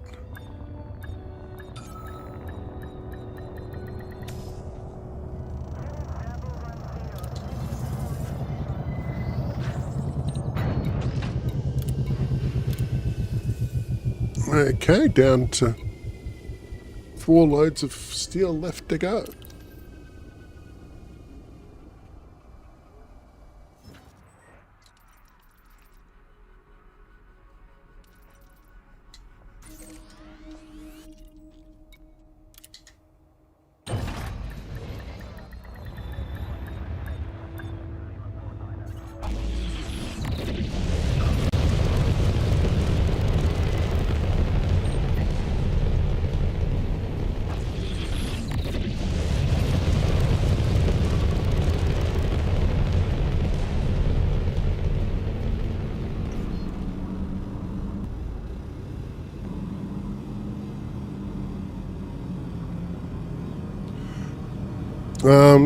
There was no real thought put behind choosing my system. I was just went, okay, one day I went, okay, I just want, yeah, I think I'll do system colonization now. It's been around since the beginning of the year, and this is back in October last year, and I thought, yeah, okay, where am I?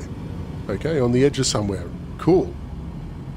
I'm on the edge of Ashling Deval space. Okay, I know who I'm pledging to now.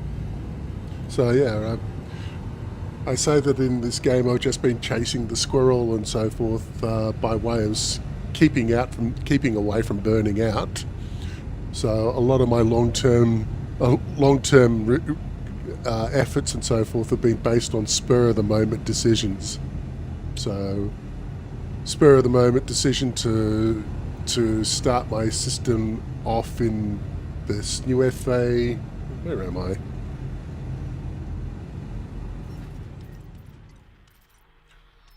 Let's see. Synuefe NZ-E C28-9 system. So I was around the area of Zoldovich Reach. I think I'd finished a mission there for just random ass things. Like I said, just out there chasing the squirrel. I thought, okay, I'm going to do some system colonization now. Ooh. That one's unoccupied, and it's less than 10 light years away. I will take it. And I learned a lot about system colonization, generally through the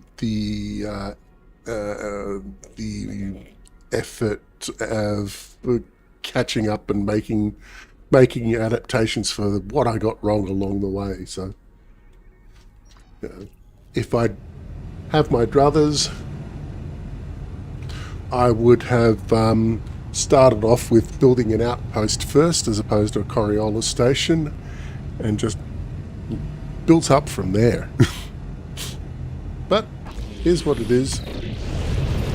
So the 3 stations that I do have, Grathinkar Goldens, Joyous Flufflebutt and Chaotic Novahound, they've all been big, tier 2, tier 3 stations. Chaotic Novahound, I cheated massively. I bought the Dodec station early access and just blonked it down and deployed it in one click. Yeah, so I cheated lots on that one.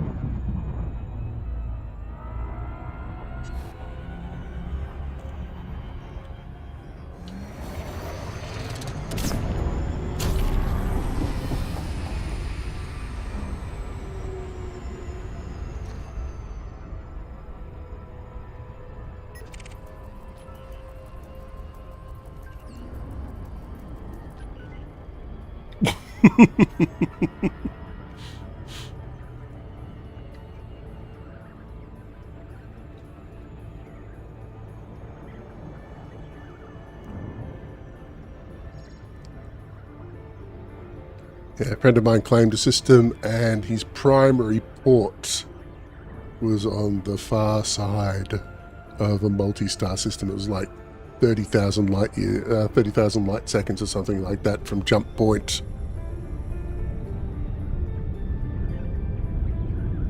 30,000 light seconds to jump point run, and the clipper was so very, very slow. 56,000. Ouch. Maybe I didn't screw up that bad with my initial station only being like 500 light seconds out.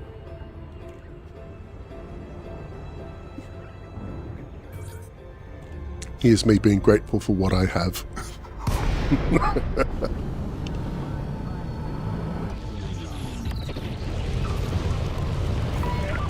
Northern Peterson, Whiskey Yankee Lima. The Imperial Flight Operations Bureau welcomes you to this station, Commander. Docking request approved. Please make your way to landing pad. Oh yes, 10. SCO's been an absolute Use of automated delight. computer permitted. You are clear to But it land does on take control. the glamour and the mystique and the mind-numbing boredom zipping out to Hutton Orbital. But it does give you the exciting prospect of running out of fuel halfway there. So there is that.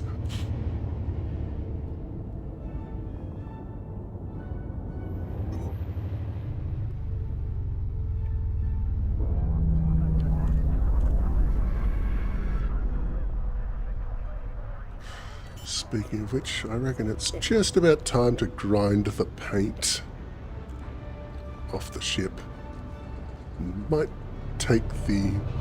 Even though I can't dock there, I think I might take my Panther out to Hutton Orbital just so I can say, yeah, I've been here. And I'm still waiting for my free Anaconda.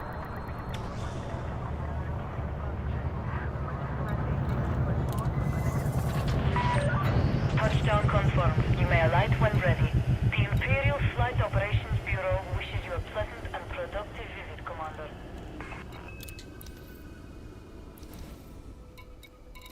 Be an interesting call for the fuel rats in that one. Yeah, I was on my way to Hutton Orbital and I ran out of fuel. Come help.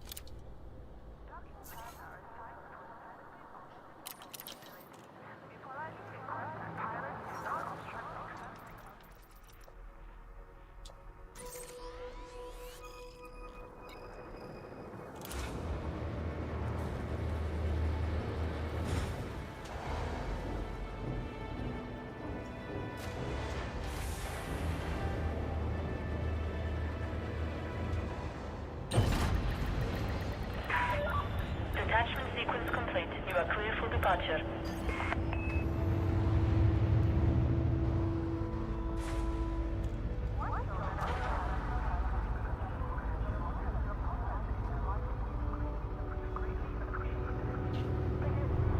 Oh, you got suckered in with the how much it paid, didn't you? Well, look, it's an easy 2 million, and there's no threat rating applied to it. That should have been a warning right there.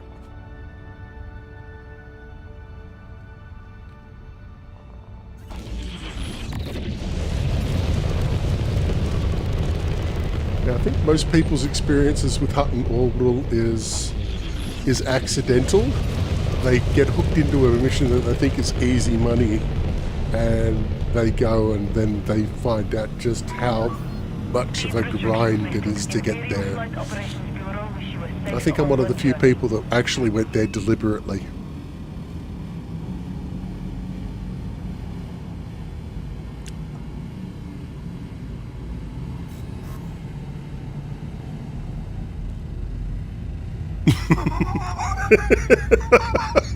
That was nice of them. I hear you're almost out of fuel. Here, let me give you some energy. Kinetic energy and thermal energy.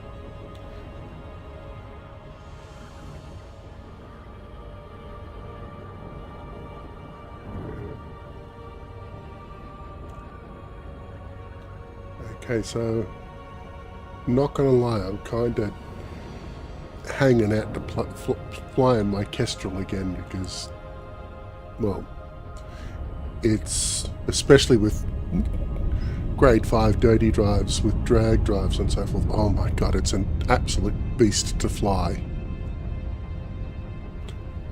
And the the hardpoint selection is exquisite. Just being I'm not the world's greatest combat pilot, not gonna lie there, but the Kestrel makes me look good. The Kestrel actually allowed me to take out, granted it was player PvE, not PvP.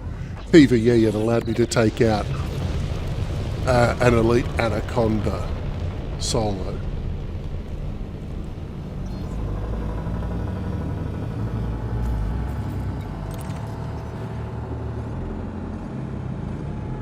And I was actually completely flabbergasted when that worked. Honestly thought I was going to buy the farm on that one.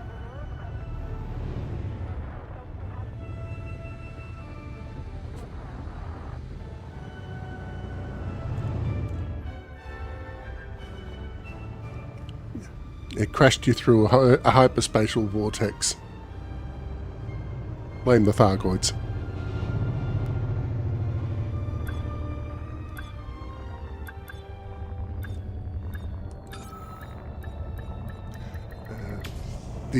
They said that the Kestrel is a dedicated combat ship, and they're not lying. I've fitted mine out with the new plasma. What are they? Plasma accelerators or some? Yeah, the new guns which came with the Kestrel. You can't engineer them; they are pre-engineered, and I think that's actually a good thing because if you were to put engineering on it, it'd be woefully overpowered. And it's just overpowered by itself as it is. But I just called mine the extra rabies and murder. And if I'm feeling belligerent, I just go out there and pick a fight with other powers. So yeah, well worth the arcs. 11 out of 10 will murder again.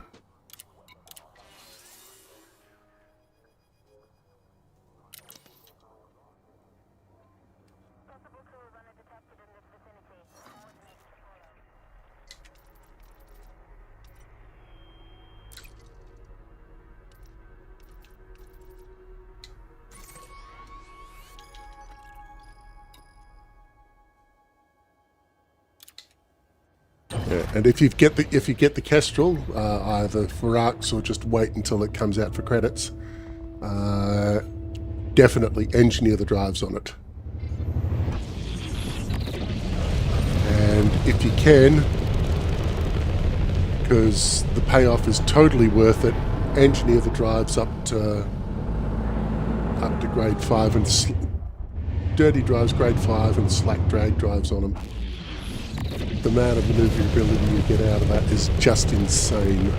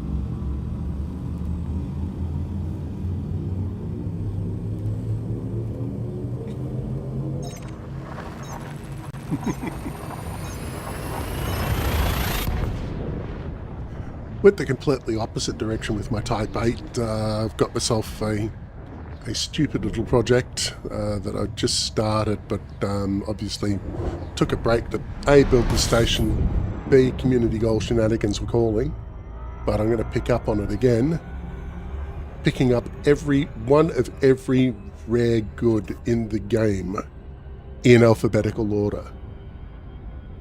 So that means, oh, and with things like trips out to Hutton Orbital and so forth, no cheating with SEO. You're going there and you're taking the long way.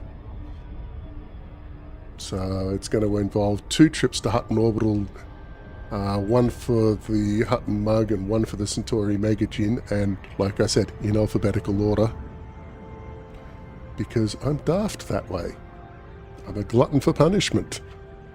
I do dumb things because it seems like a good idea at the time.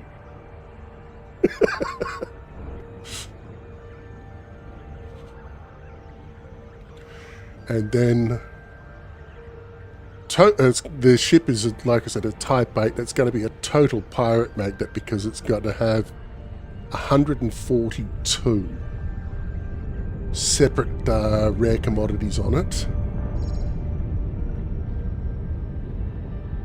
And some of them are illegal in other stations and so on. So I've had to build my Type 8, so it's a stealth runner. So clean drives engineered to grade 5, everything low emissions and low power and stuff like that. And just running around at normal thrusting and so forth, I got my heat down to about 12 to 15%.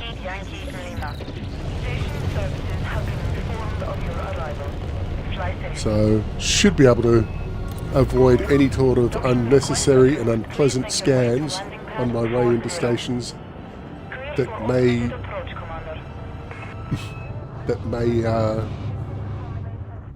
may involve inadvertent smuggling and explosions.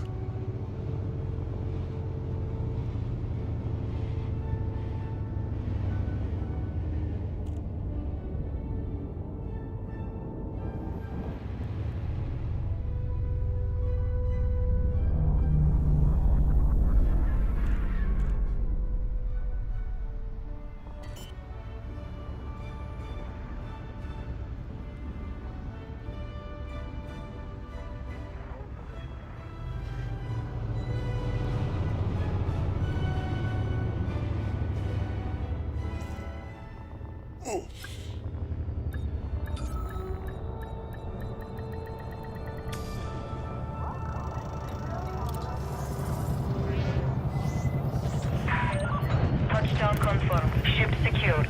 Our facilities are at your disposal, Commander.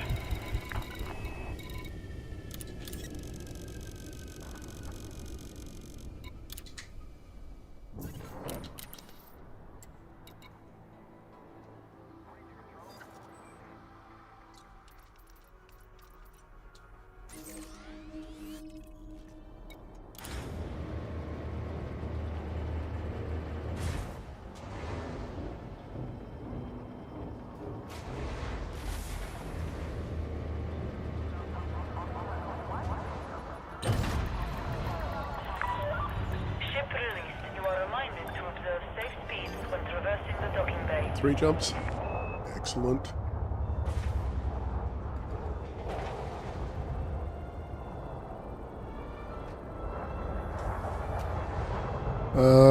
Jump home in. If you've got raw materials kicking around in your kit bag and so forth, you can just synthesize. Hang on, it's easier just to show you. So go over to inventory, synthesis, frameshift drive injections. So it gives you 25%, 50%, 100%.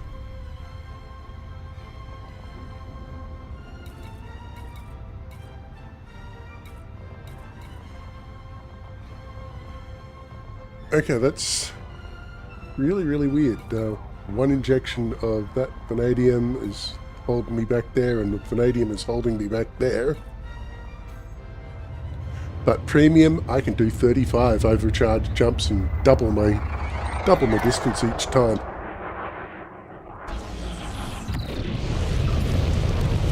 Yeah, just the issue there is obviously just being able to get the materials to make the overcharge jumping possible.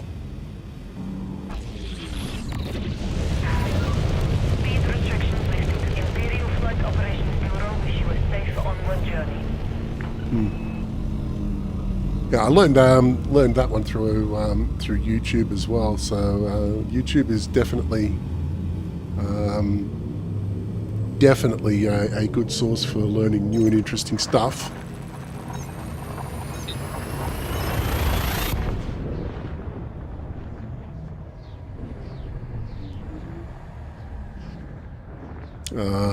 There's one YouTube creator, Daturi, Daturi's Elite.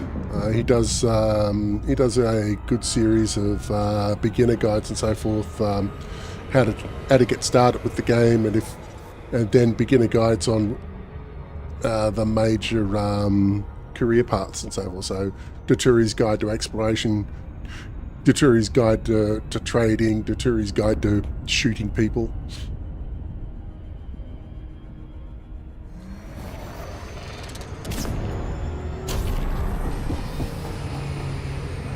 Let me see if I can't find his channel on YouTube for it.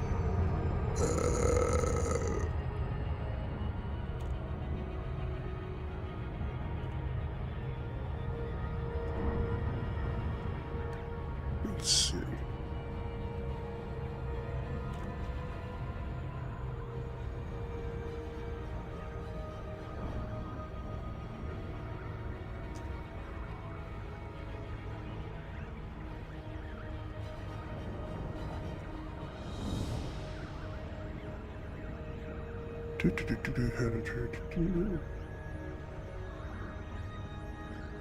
Yes.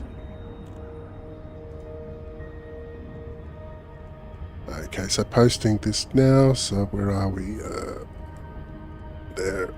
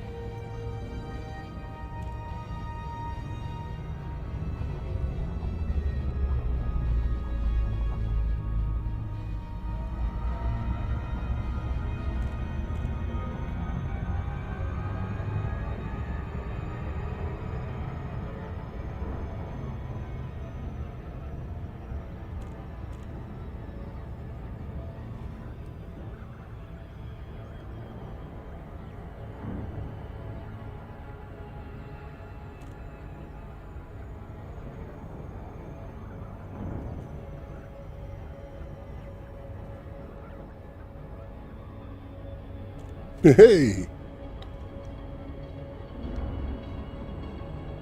You in open or in a private session? Or solo?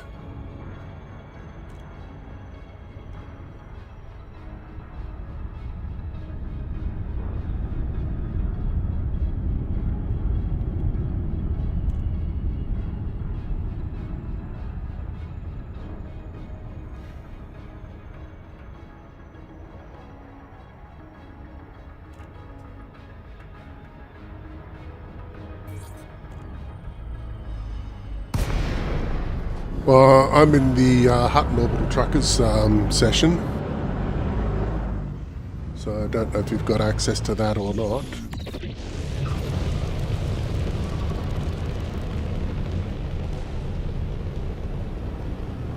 I suppose I could switch over to open.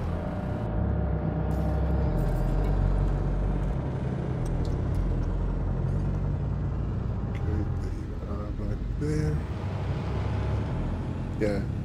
I'll drop this load off and switch to open for the last 40 minutes that I'm streaming.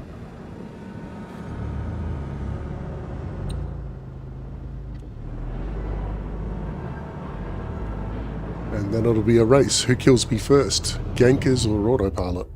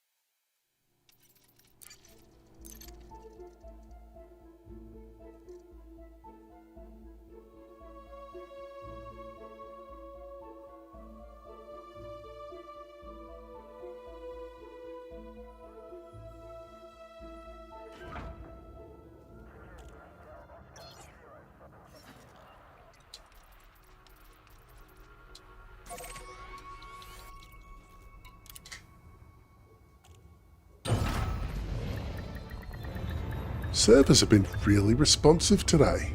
Normally it takes a little bit of time to log into a server on Elite Dangerous and start mucking about.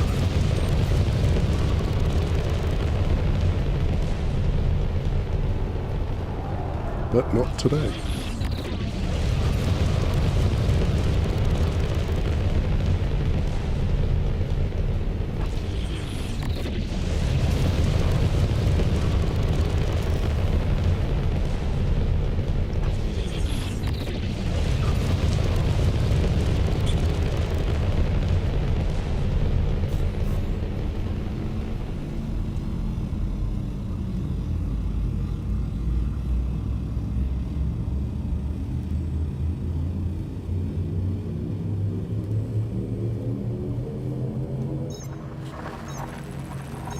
It happens, it happens.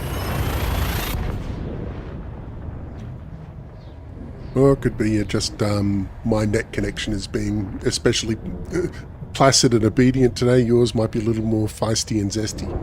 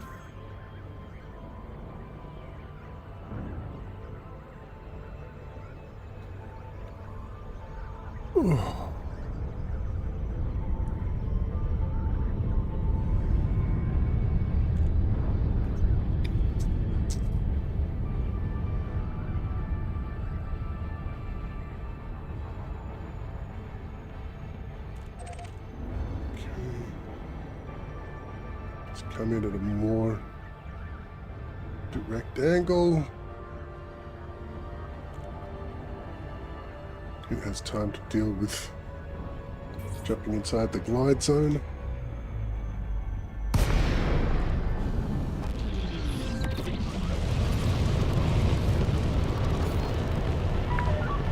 Vulcan Peterson, Whiskey, Yankee, Lima.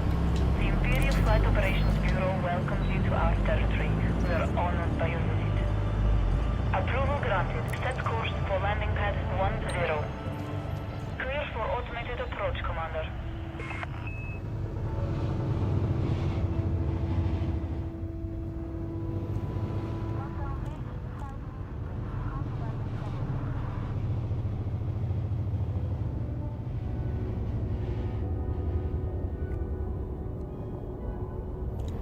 Hey! Welcome to the station. Well, station to be.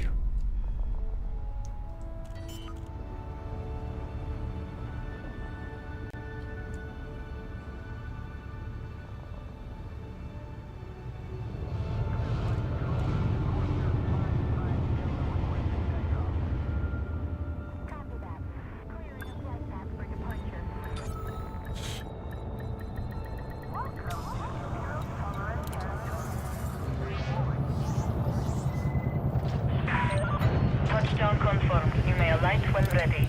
Enjoy your stay, Commander. Your comfort is our top priority.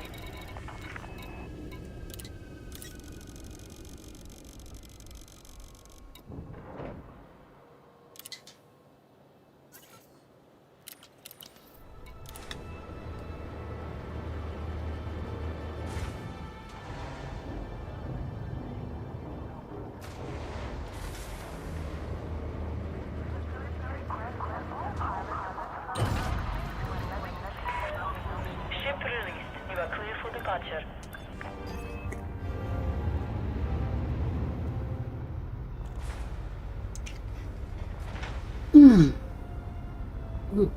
I was up too late last night. You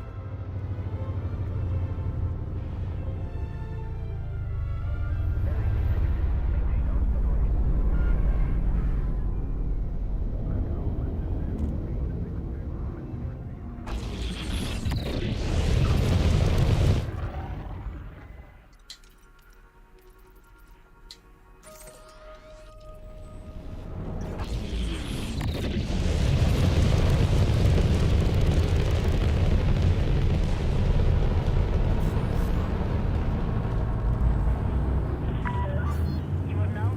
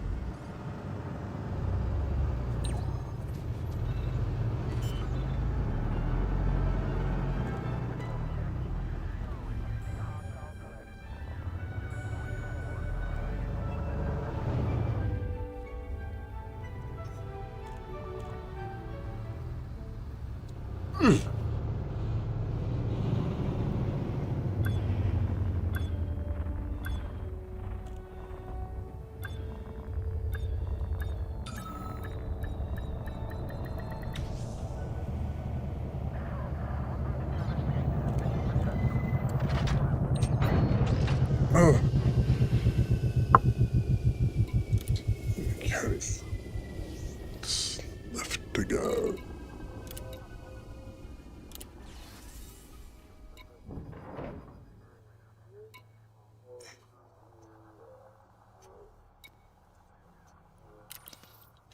Okay, pick up the final load of steel. Pop off with aluminium.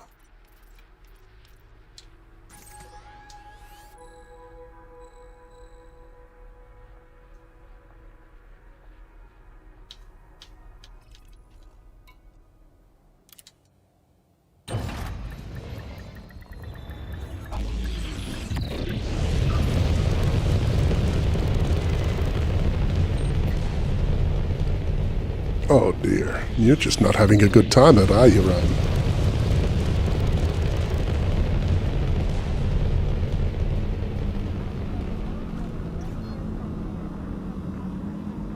Just trying to work out what could be causing your system to crash like that. I mean, Elite Dangerous is not that demanding a game.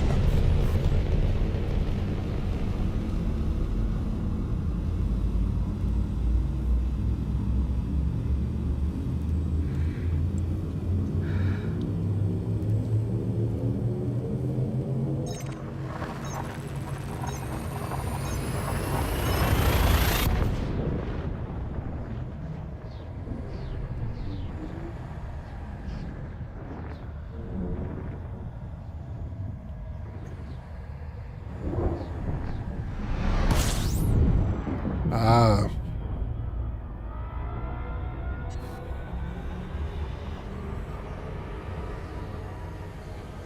What GPU are you running?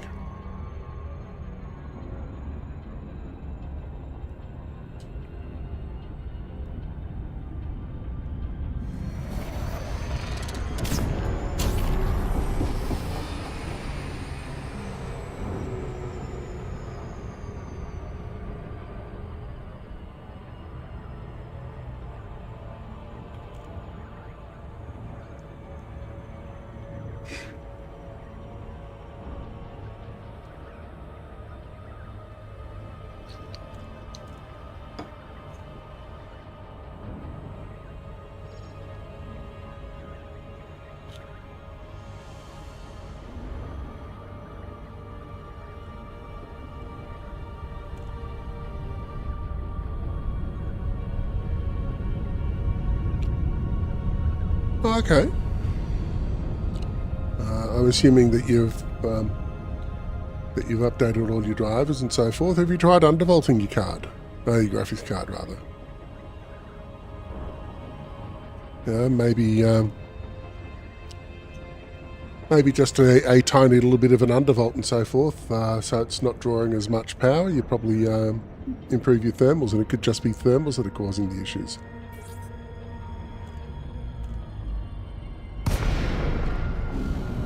And thankfully, undervolting is a cost-free tweak. Yankee Lima. The Imperial Flight Operations Bureau welcomes you to our territory. We are honored by your visit. Permission granted. Land on designated pad number 02. Use of automated docking computer permitted. You are clear to hand over control.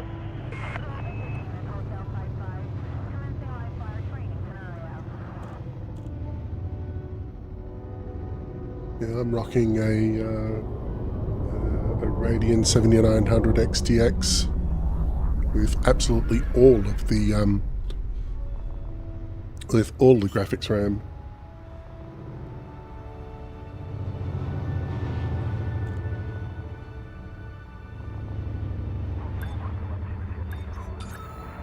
$24 gigs worth of graphics RAM, as it turns out. And I'm only using 13.5 of it. Landing complete. Ship secured. We trust this facility will serve you well, Commander.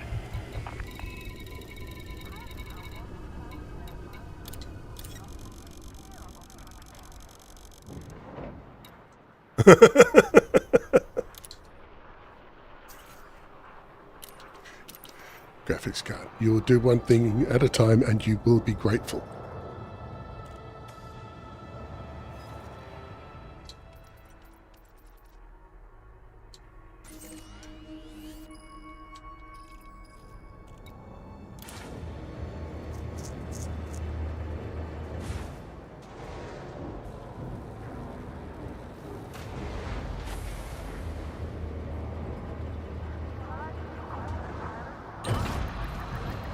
Well, for me, nothing's blown up or exploded or fallen over in a heap so far, and I'm obviously playing Elite and streaming to Twitch and to YouTube at the same time.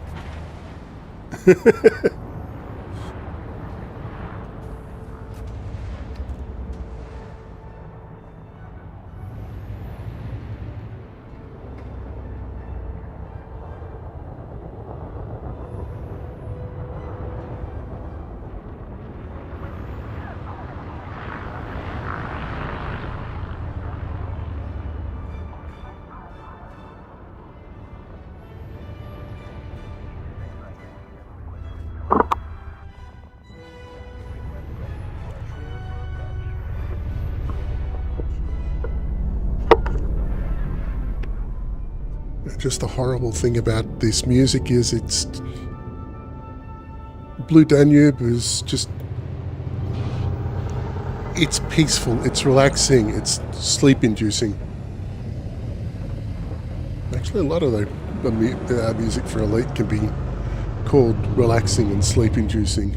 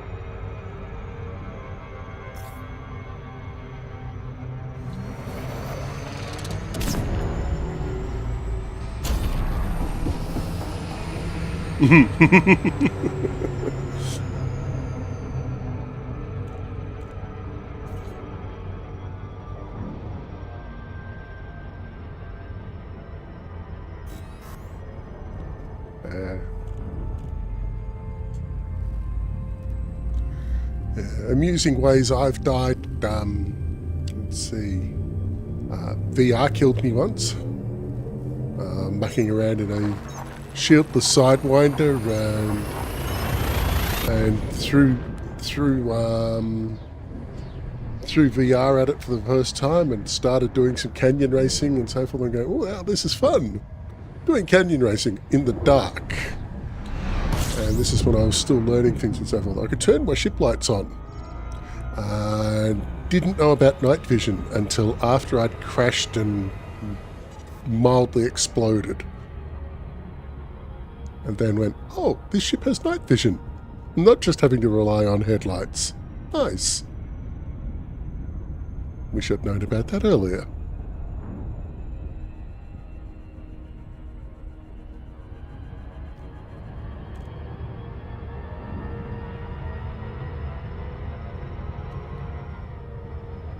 And there's been the time I've fallen asleep mid-jump and crashed into a sun and then slowly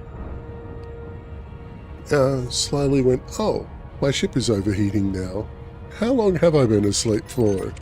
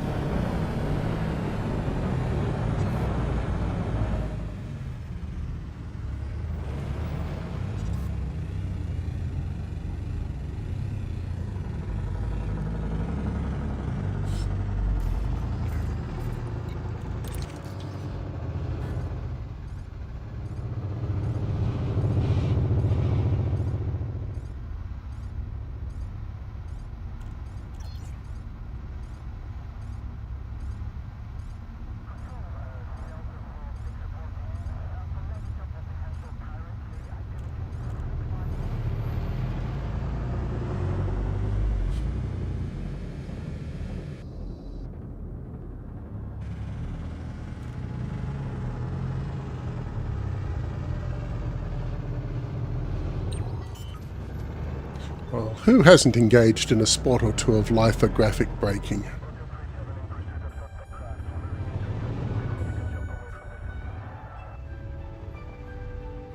Studying impact mechanics.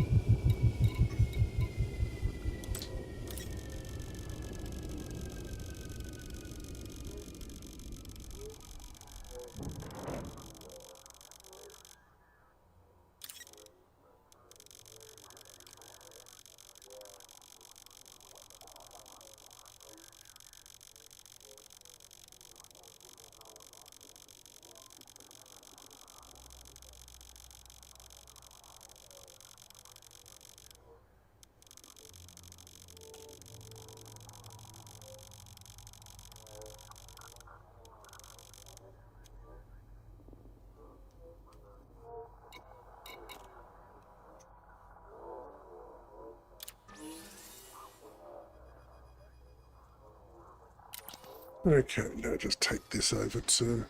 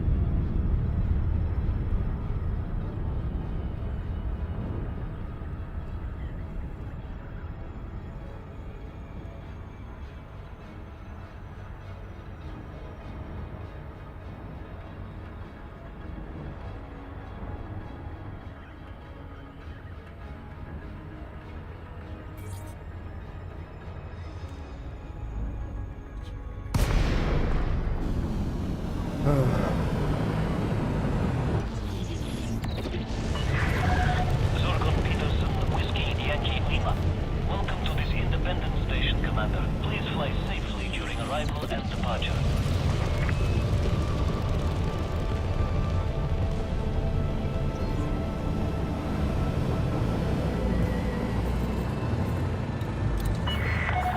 Landing permitted. Prep for arrival on landing pad 3-2.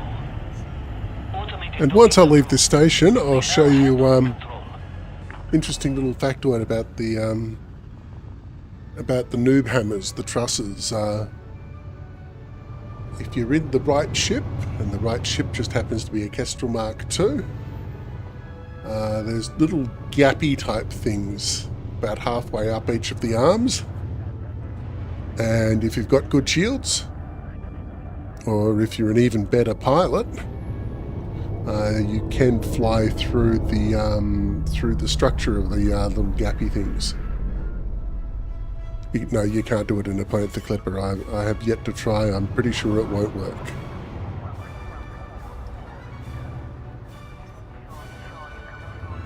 So sell off my steel, pick up a bunch of bauxite.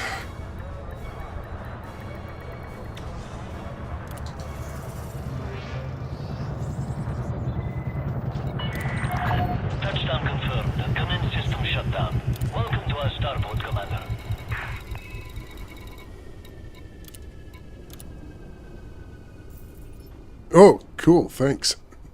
Many, many thanks.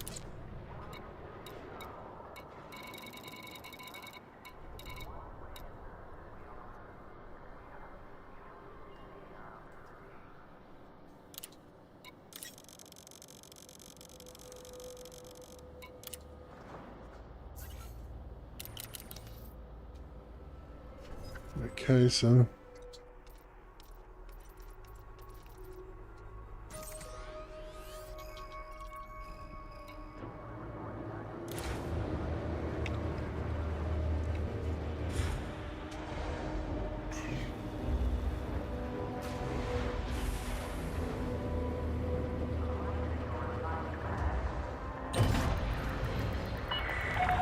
Landing coupler disengaged. You are clear to leave.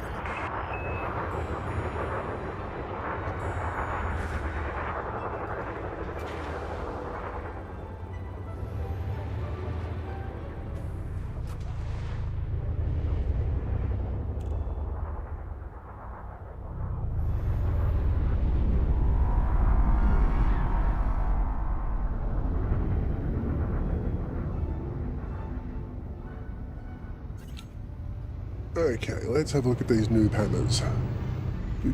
There's one right there.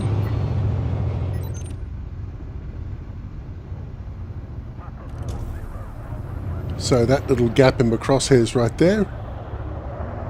Yeah, you can fit a Kestrel through that. And if you're really good, you can do it without affecting your shields. I'm not really good.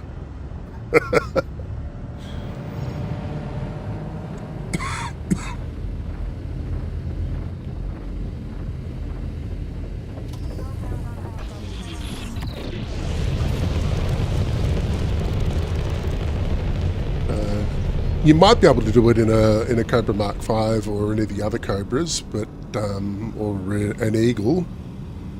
But yeah, Kestrel is low profile enough to slip through it Flight control signing off. with some shield damage.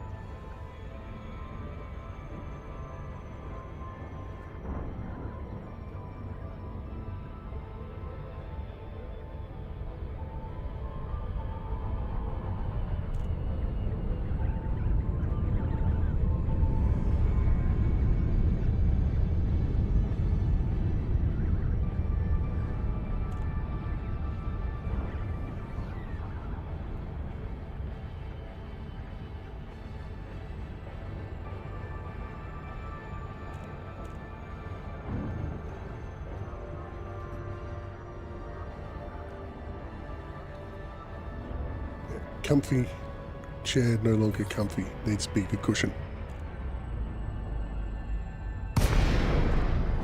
Okay.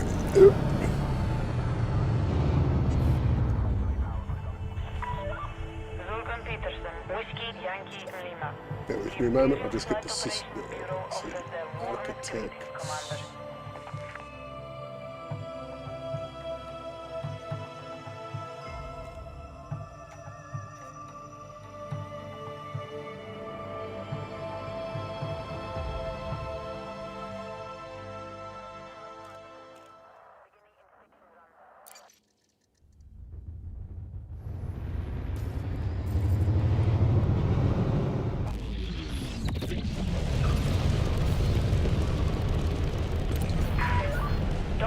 Request approved. Set down on landing pad 10.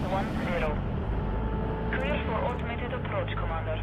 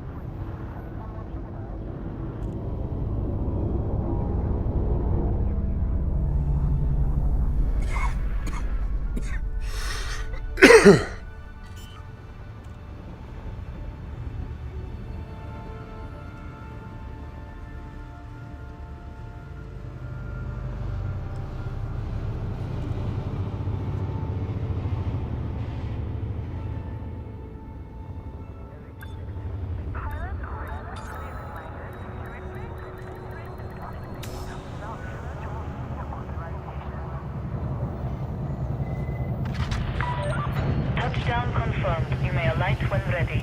The Imperial Flight Operations Bureau wishes you a pleasant and productive visit, Commander.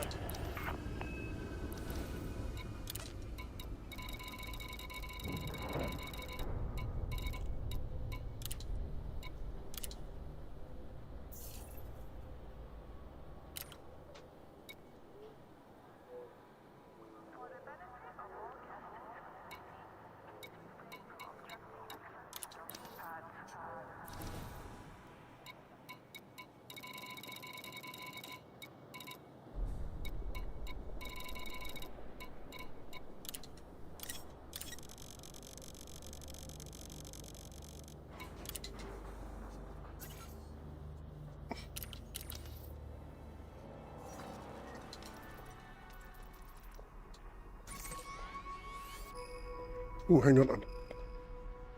Picked up the wrong commodity. Mission board. I'm going to take a bath on selling the steel, but it's got to be done.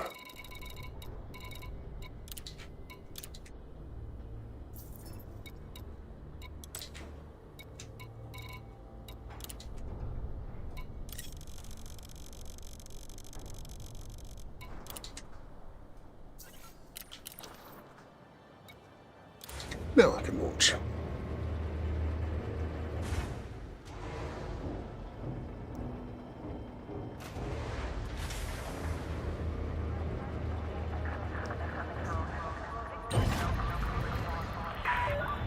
Ship released. Please exit the station safely and promptly.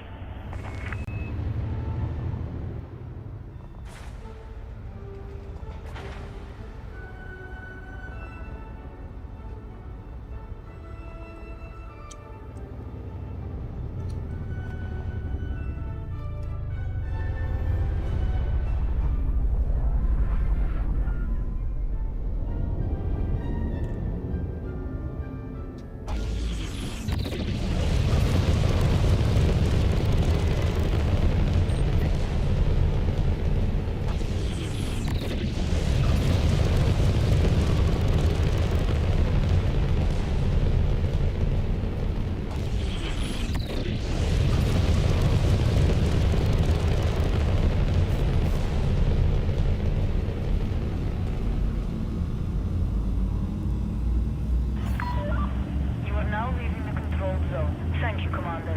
Have a splendid journey.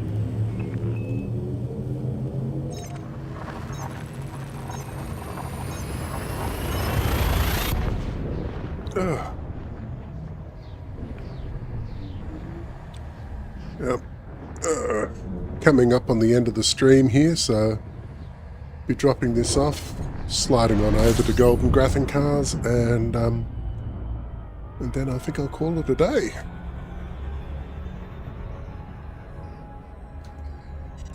And I'll be seeing everybody again this coming Friday, 10 a.m.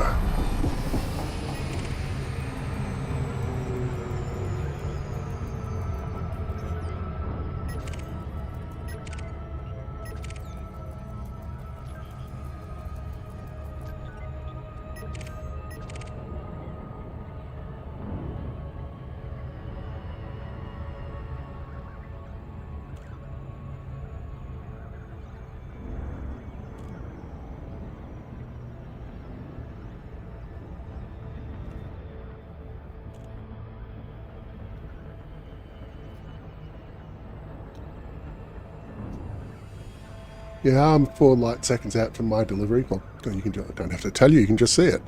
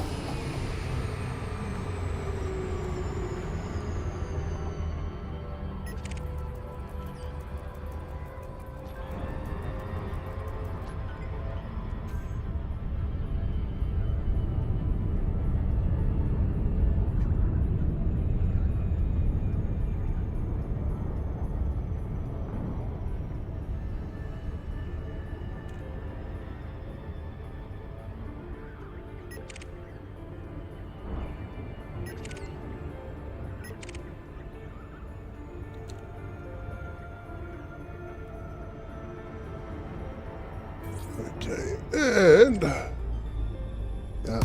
final approach before giving it a bit of a rest. Zorgon Peterson, Whiskey, Yankee Lima. We look forward to receiving you at this station, Commander. Please follow docking procedures and enjoy your visit.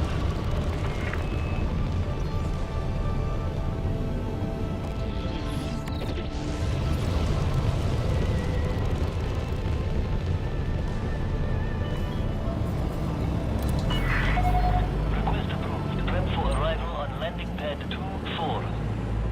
You are clear for automated approach, Commander.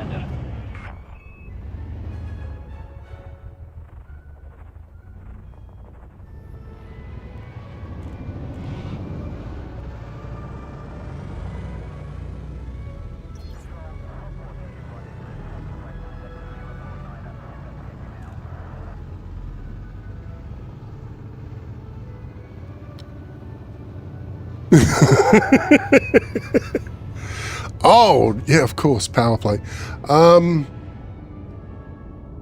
don't know if there's power security outside construction sites. Haven't noticed it in the past. Then again, haven't been paying attention. And what if there was power security? Obviously, it'd be power security that'd be friendly to me.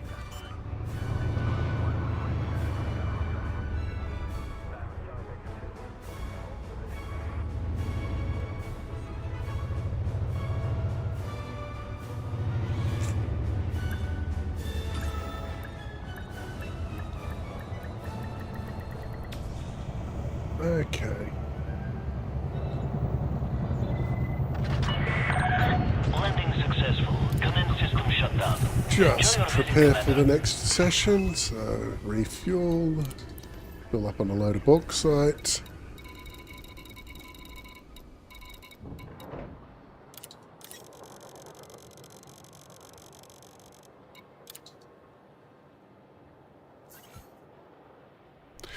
Yeah. Anytime you're in a territory that's not unclaimed or not a territory owned by your patron in power play is going to be called hostile territory. So, ordinary station defences and stuff like that won't go and shoot you out of hand.